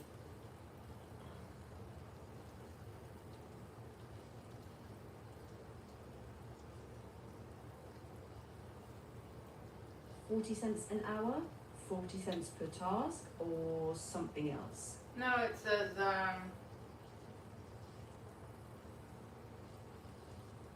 this one that says image, CT image annotation. So there's no projects for me. This one is 20 cents. Checking. Skip Word that one. audio clip. Well, I'm not doing something for 20 cents an hour. I could play a video game and get that. How Agreed. Stupid. Skip it. CT Yeah, image go- annotation. I can't scan a CT. Right. That sounds like a medical imaging thing. Skip that too. Focus on language work like English or Spanish, This search is evaluation. 1 penny per hour? The fuck? Checking. What is this? Yeah, skip that too. Keep There your are content none. accountable. There's no projects. There's one for 20 cents. Checking. If that's all you're seeing, skip There's that as well. 5 There's an projects. obligation. And they're 20 cents, one is a penny. Then focus on waiting for data annotation to review your application. Update Outlier with English listed as a skill. And This keep is- going with Mercor. This is stupid. Why would somebody even do that for 10 cents an hour? What kind of bullshit is this? I mean, honestly, you can do a survey or a video game and get 10 cents an hour. Why would I want to do Yeah. this instead of a fucking video game? That's Check. horrible. What a joke. If those projects are literally pennies per task, so for example, update Outlier with English as a language skill. I can't. Wait It for will not data. let me. It's grayed out. I had to put in a ticket. Okay. Then keep your profile updated and apply to other language or research roles that don't require that There is skill no level. more projects on this app. There's nothing. Okay. then don't waste your energy there. Keep the account active, but put your time into better options like Mercor or other language projects that actually use your skills.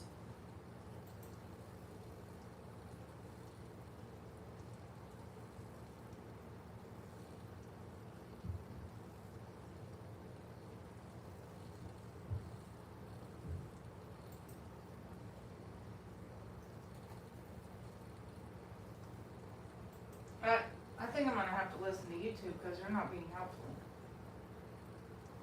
I went to one form and I typed in Spanish and it says none available. Okay.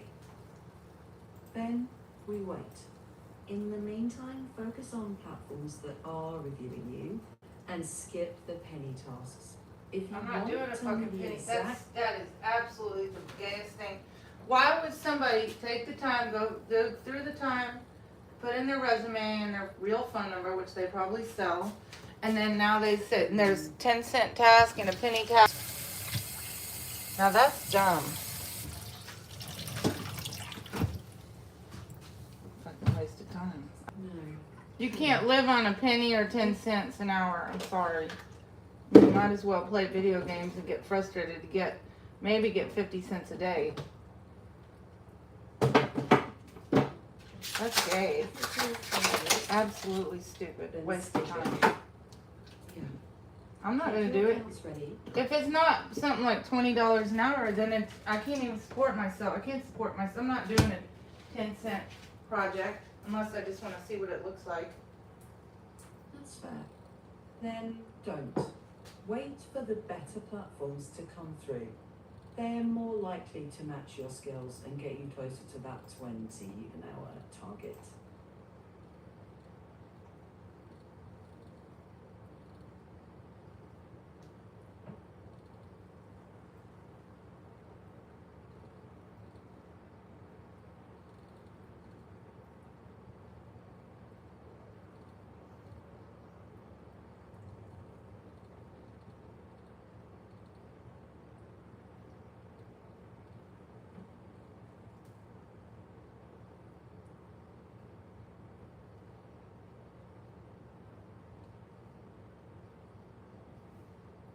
But I don't see why,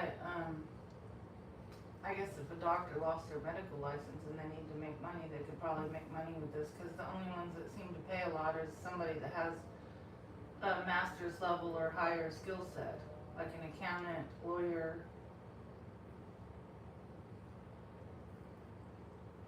Checking. Yeah, I think that's true. Those higher paying roles are usually for people with specialized expertise. That doesn't automatically mean they're worth chasing if you can't practice in those fields. It doesn't say There how much it are costs. Okay. Then I I'm will. gonna have to listen to YouTube, because I don't think they're giving proper information. That's fine. If you change your mind, I'm here.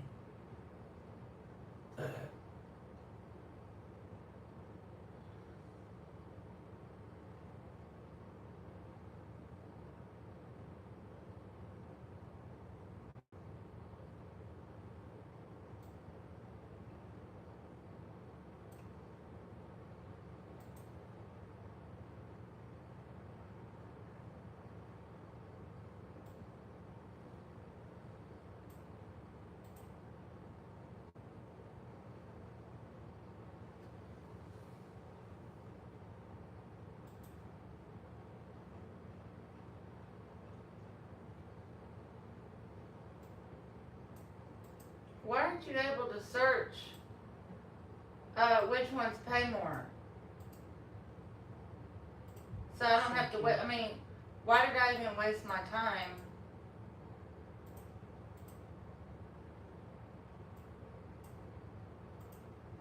Dumb. Checking. I can I search swear there's for that. fucking 1 cent penny project and a 10-cent project, and then one if you know how to read CT scans. And I'm sorry, but I don't. Apply for a job. There's no Sure. jobs in one forma. Yeah, I get it. If all you're seeing is penny tasks or a medical imaging project you can't do, it's okay to skip those. Don't spend more time forcing it.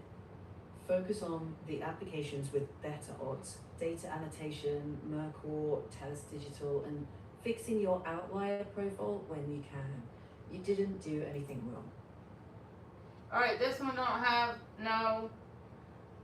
Okay, 13. What? Acceptability translation raters. 13 cents per hit. The hell does that mean? Checking. Hit here means human intelligence task. So 13 cents per task, not per hour. If the task takes a few seconds, you can do several in an hour. But if it takes a couple of minutes, that works out to very low hourly pay. So most people skip those. From what you've described, CrowdGen doesn't sound like the work you're looking for. I'd leave the account open just in case better projects appear, but don't spend If it's your time 13 on cents a hit, what the hell does that mean? checking. A hit is one task. 13 cents for each task, and then you move on. If you can tell me the project name or what it asks you to do, I'll help you gauge if it's worth it or not. Command word voice collection task. Let me just copy and paste. I don't have time to read it. Hold on.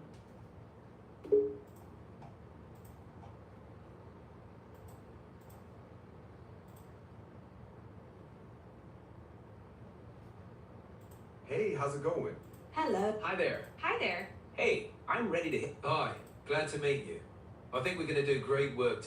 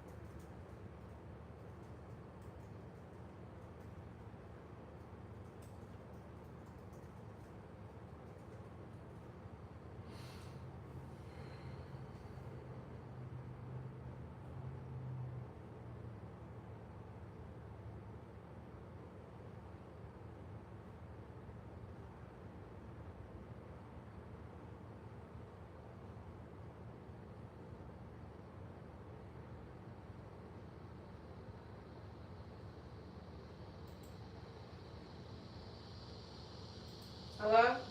Mm-hmm. What does that mean? Hi there. Go on. What does that mean? Voice collection. Is that 20 cents per hour? Let me just check that for you.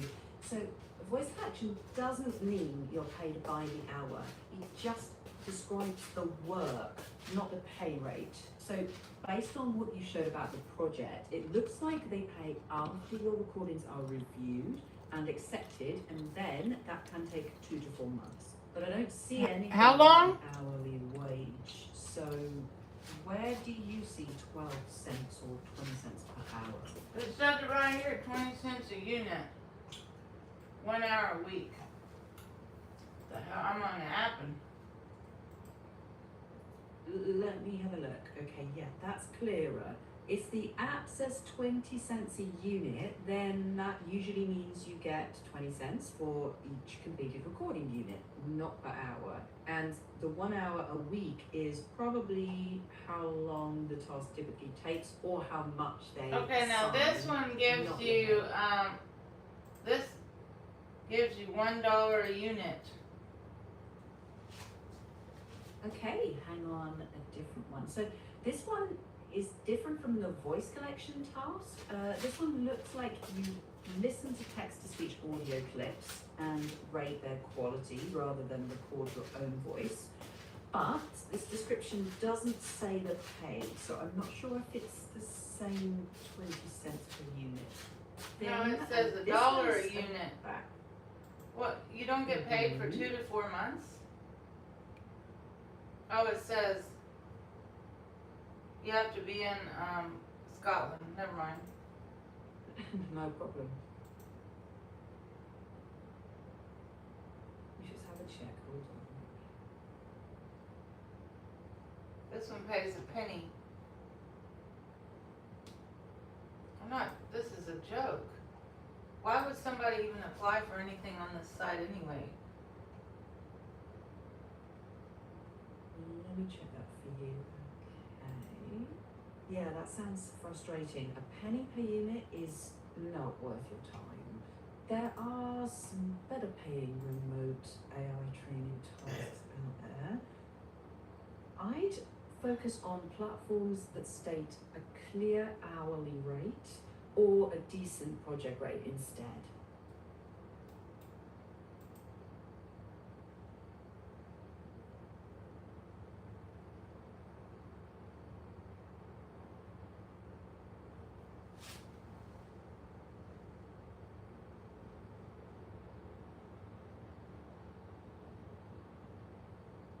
What about this first one? You said they don't pay. This don't pay from for 2 to 4 months. Wait, when does that one pay? Give me a That's what. second. This is a joke. Yeah, so that says you're paid after all recordings are submitted and accepted, and client approval is expected in about 2 to 4 months. Okay, so not immediately. But it says it's only for 15 weeks. If you look at what I wrote, what I copied and pasted, it's for 15 weeks, Checking it now.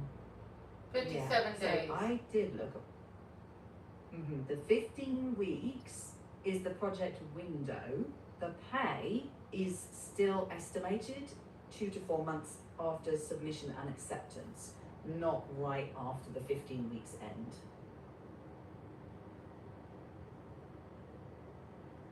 So you could do hours of work and then they said, well, you're not approved.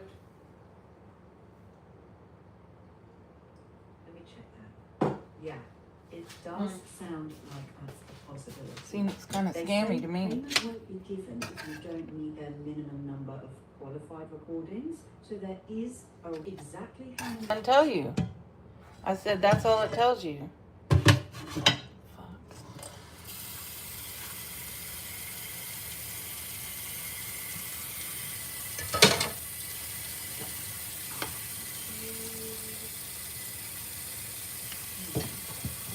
Fuck. If you want, you can take anything else that mentions cleaner, waste, or acceptance criteria, and I'll read it for you. It doesn't give any other information. What kind of thing is this?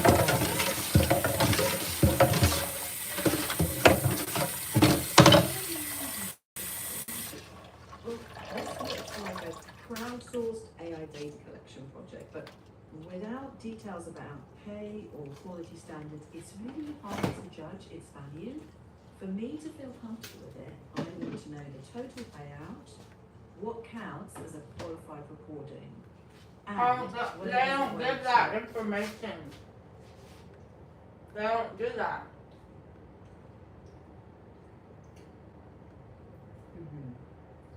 Then it's tough to judge if it's worth your time. If they don't give clear pay info or quality standards, I'd be cautious. You might ask the platform for more details before committing to anything.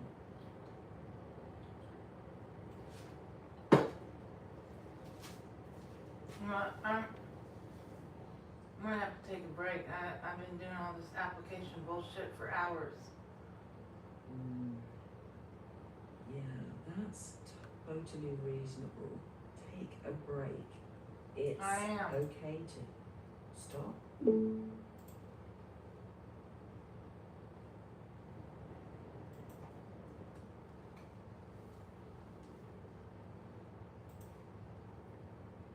First, it gets to know your business. Smarter with every message. A lot of folks is they think, well, this is my laptop, that my phone's in my bag, or my wallet's in my bag. Do the airlines, let's say everybody gets off the jet safely, but there's smoke damage or something to electronics, the airlines help replace that?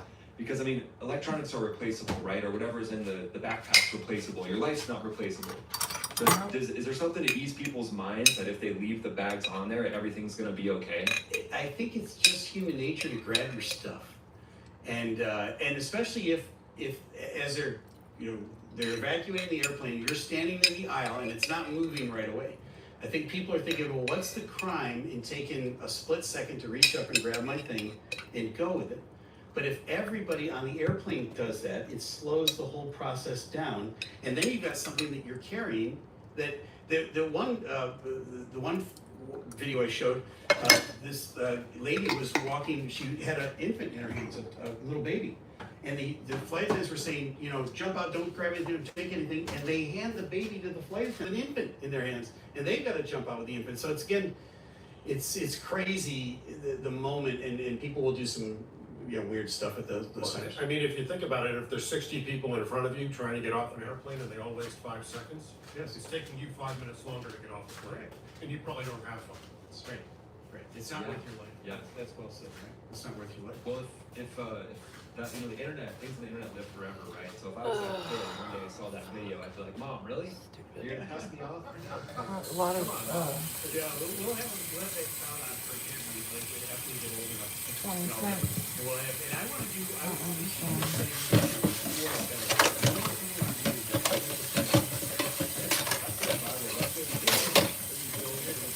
going down the slide, though. You gotta be going down the slide. You gotta test the theory. The high heels really not work down the slide, but I think it's because it could actually puncture the slide. It could, absolutely. Which is kind of wild to think about. And it's also going to twist your ankle and everything else. So there's lots of reasons why that's a bad idea. Well, and of course the other thing, if you're going down the slide, for all of us, it's been a long time since I was on a slide. I'm kind of out of practice. I'm not 7 anymore. Yeah. They don't have slides in the towers at JFK just for, like a fire station, but a slide? You know what? We had a slip and slide, but the water damaged some of the equipment, so they had to take it out. Oh, okay. Fair enough. At least they tried it. Yeah. I would pay to see that. All right, Steve, what's the one accident that you think changed aviation history? You know what? I think for me it was the March '77 accident in Tenerife, where there were, and with all aviation stuff, there's always a conflagration of events. It's the Swiss cheese model. A lot of things come together. So, for those of you who don't remember, this was 2 747s, one from KLM and one from Pan Am, that actually impacted each other on the runway while KLM was trying to take off and Pan Am was actually backtaxing down the same runway in foggy conditions. And both of those airplanes had ended up in Tenerife because of a bomb that had gone off in Gran Canaria, which is where they were originally supposed to go. The day before was a terrorist. A terrorist event. So you have all these large airplanes in a very small airport, and there were so many, little nuanced things. Like the Pan Am 747 was the first commercial 747 delivered from All right. the KLM captain, third pilot, in the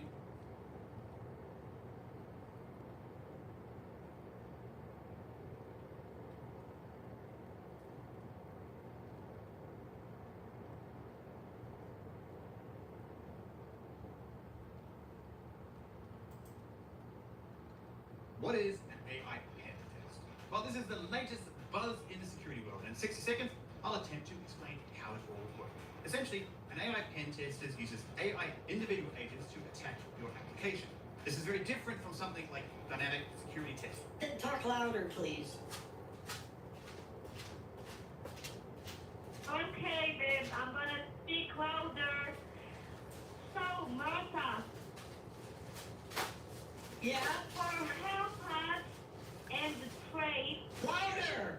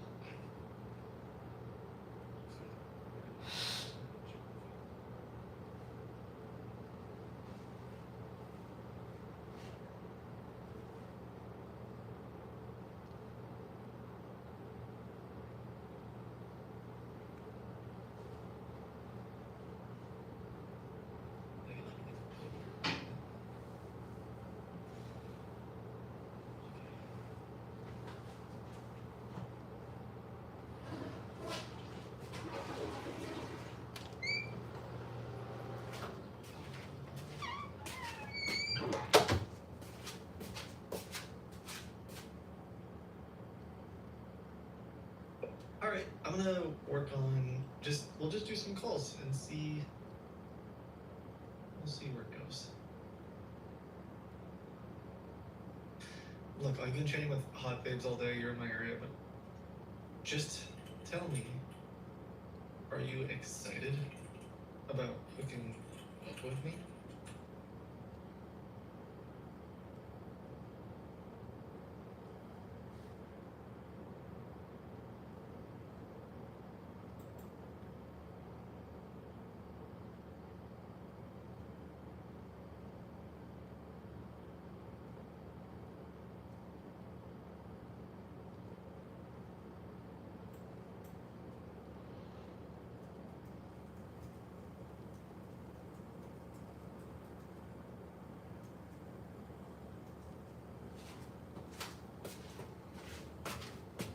I'm trying to apply run for these, I don't know what they are.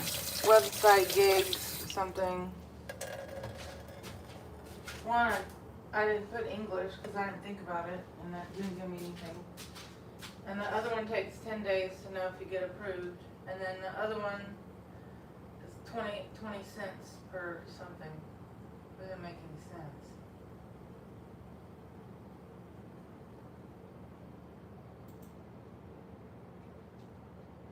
Hello, good morning, good afternoon, good evening. Welcome to my channel, These Bites.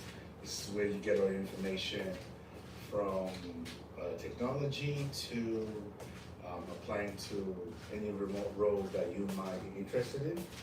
And today's topic, we're going to cover 4 tiers of data annotation jobs. This is where you can acquire images, right? So let's dive right in. So, you know, if you have a laptop mostly, or hopefully you do, and then you have some spare hours, there's a whole category of remote work. You know, you can start today without receiving any.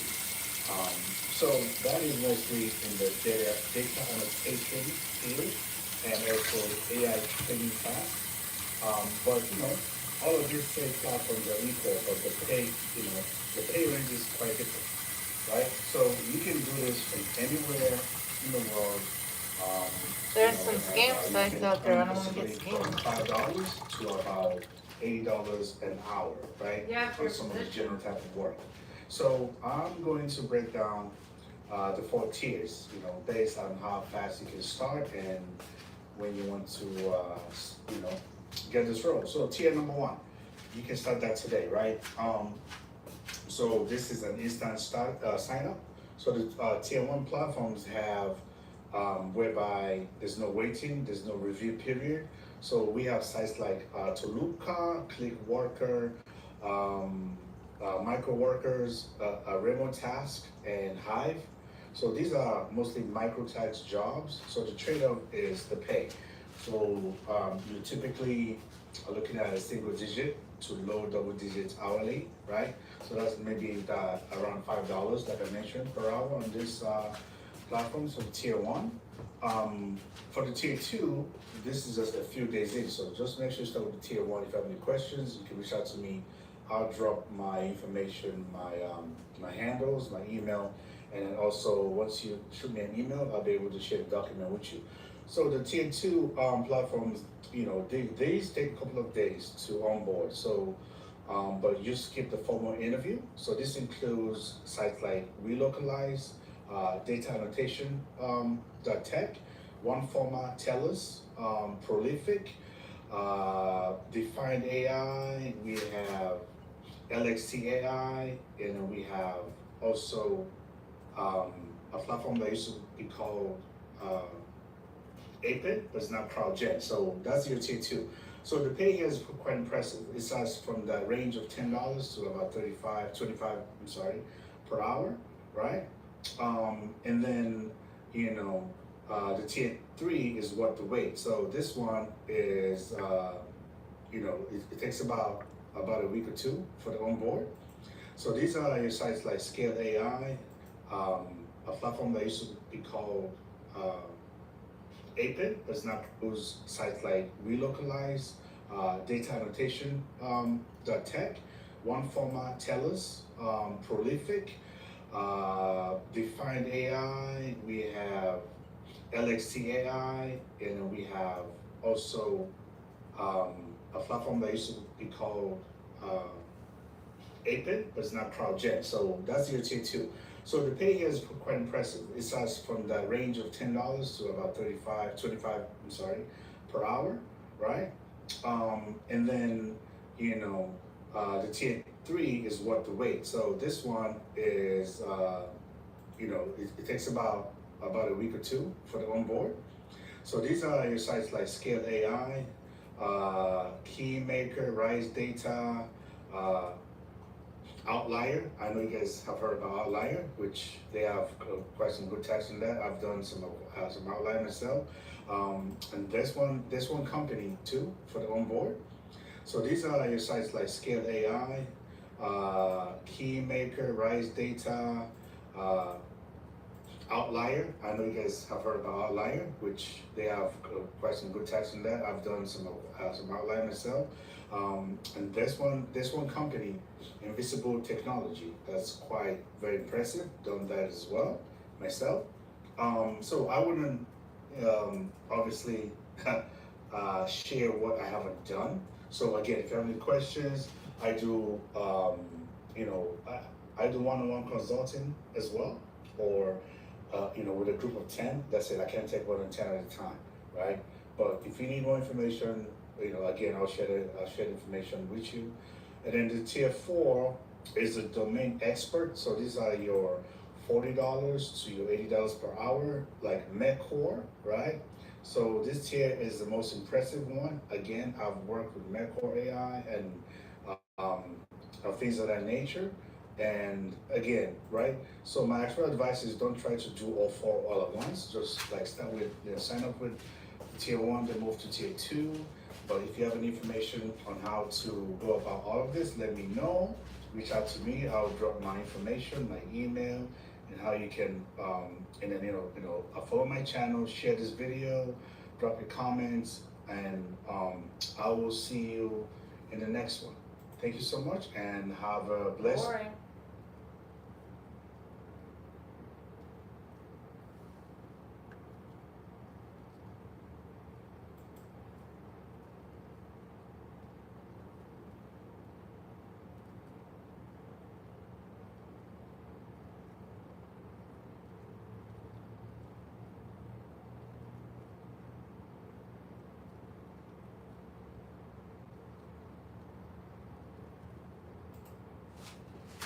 I did a search for ways to make extra income as a software engineer, and data annotation came up. After doing a short qualification, a couple days later, there was a bunch of different projects to choose from. I don't have meetings, and I'm my own boss. I had a dashboard full of coding projects paying me minimum $40 per hour. 100% recommend signing up.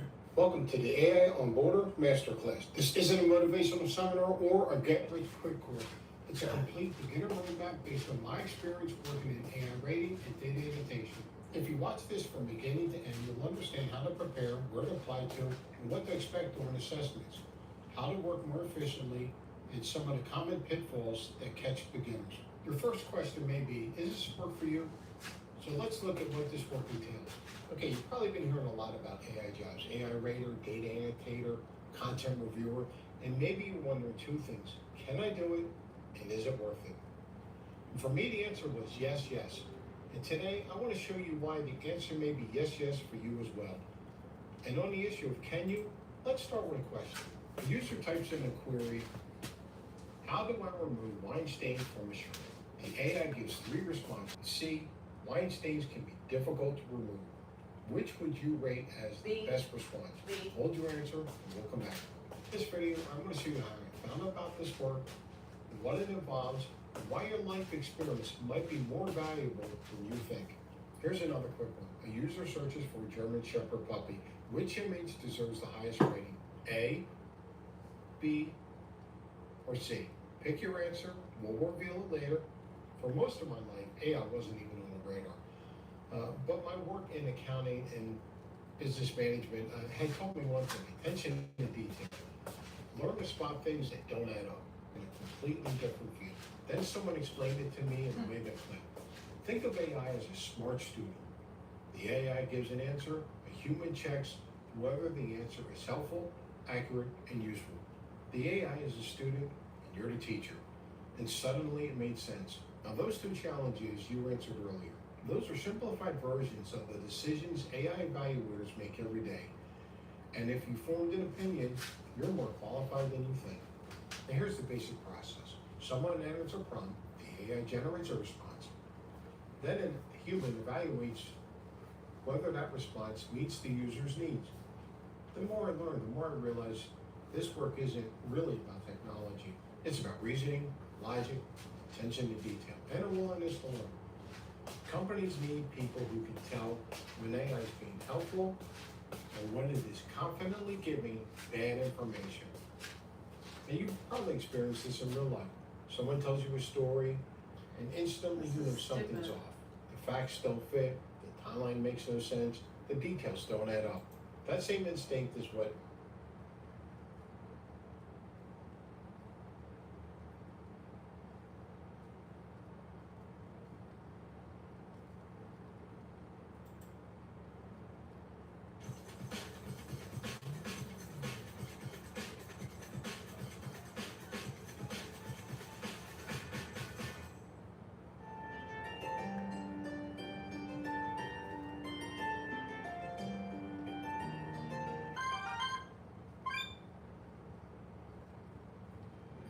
Konnichiwa, fine. Alright, my name's Ernest. Today, we are going to an interesting restaurant. I'm very nervous. This restaurant is sought off to a lot of Japanese. They love this restaurant, and we have to eat everything and try everything that is on this menu. Now, I'm gonna be honest, if Josiah the Virgin here, he hasn't eaten all day. I'm so hungry, bro. No, you, what the? Chicken? Yo, that is crazy. Why is that chicken black? I think this restaurant could have horse meat. It could have a lot of things, but I'm gonna let chat decide what we eat. Unlimited soju is limited everything. Sushi? Yep. But don't get too full. Don't get too full though. Huh? Where's the little rotating bell? It's in the bag. Just give us a second, yeah. Why are you looking like that? It's back there. Why is it in the back of the alley? Mm-hmm. I feel like they want a lot of tourists. No, it's just because honestly, it was a lot. They had a different store, and that store was getting crowded, so they wanted more secluded. That doesn't make sense. Mm-hmm. Where are we eating? Huh? No, where are we eating? What is this? Sushi. Come on. Why are you looking around, man? Why did I just see three like horse-sized maggots stuck under a chopstick? Oh no! That's no. Come on, let's go upstairs. Let's go. That's where the bar is. Come on. Limited soju. Thank you. Yes, please. What do you? What? But why are you looking over there? That is a whole snake. Oh, that's decoration. That's decoration. Decorate sushi with a whole snake on it. No, it's Those are peacock feathers. No, that's garnish. That's garnish. That's garnish. Yeah, don't disrespect the man. Baby, this isn't even a duck. What kind of deal is that? Nah, don't disrespect. No. Yeah. Can we just order it by or do you want us to order it all at once? Okay. First things first. Can I get horse testicle sashimi? Yes, please. Right? You want horse testicle sashimi? Right here. Oh yeah, y'all have. They're in Japan and doing that? That's stupid.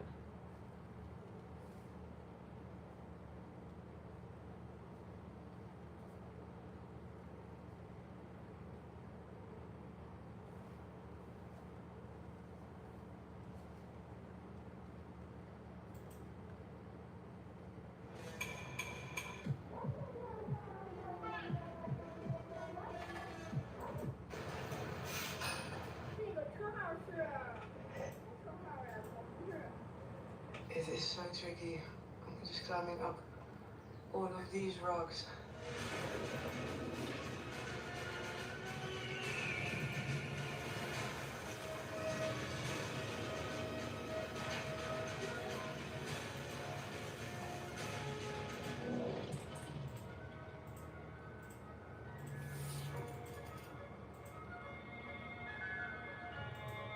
Good morning, Internet. It is 9 o'clock in the morning, and welcome back to the channel.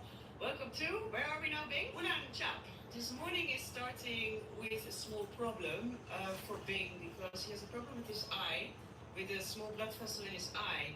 So his vision is blurry now in one eye. So he actually, it's not quite safe to ride his motorbike. At least for today, maybe tomorrow also not. But yeah, it means that today I'm gonna be riding alone and Bing is gonna have to take the train. So yeah, we are now just kind of running around trying to organize everything. Bing is trying to get a transport for his motorbike, and then he will take the train. And we're putting the route now on my tablet so I can ride alone. Because I'm riding today to the Great Wall of China. But before I go to the Great Wall of China, I first need to go to the motorbike shop on the outskirts of Beijing. So I'll meet Bing at the tire shop. He'll probably be there faster than me because it's about 400 kilometers.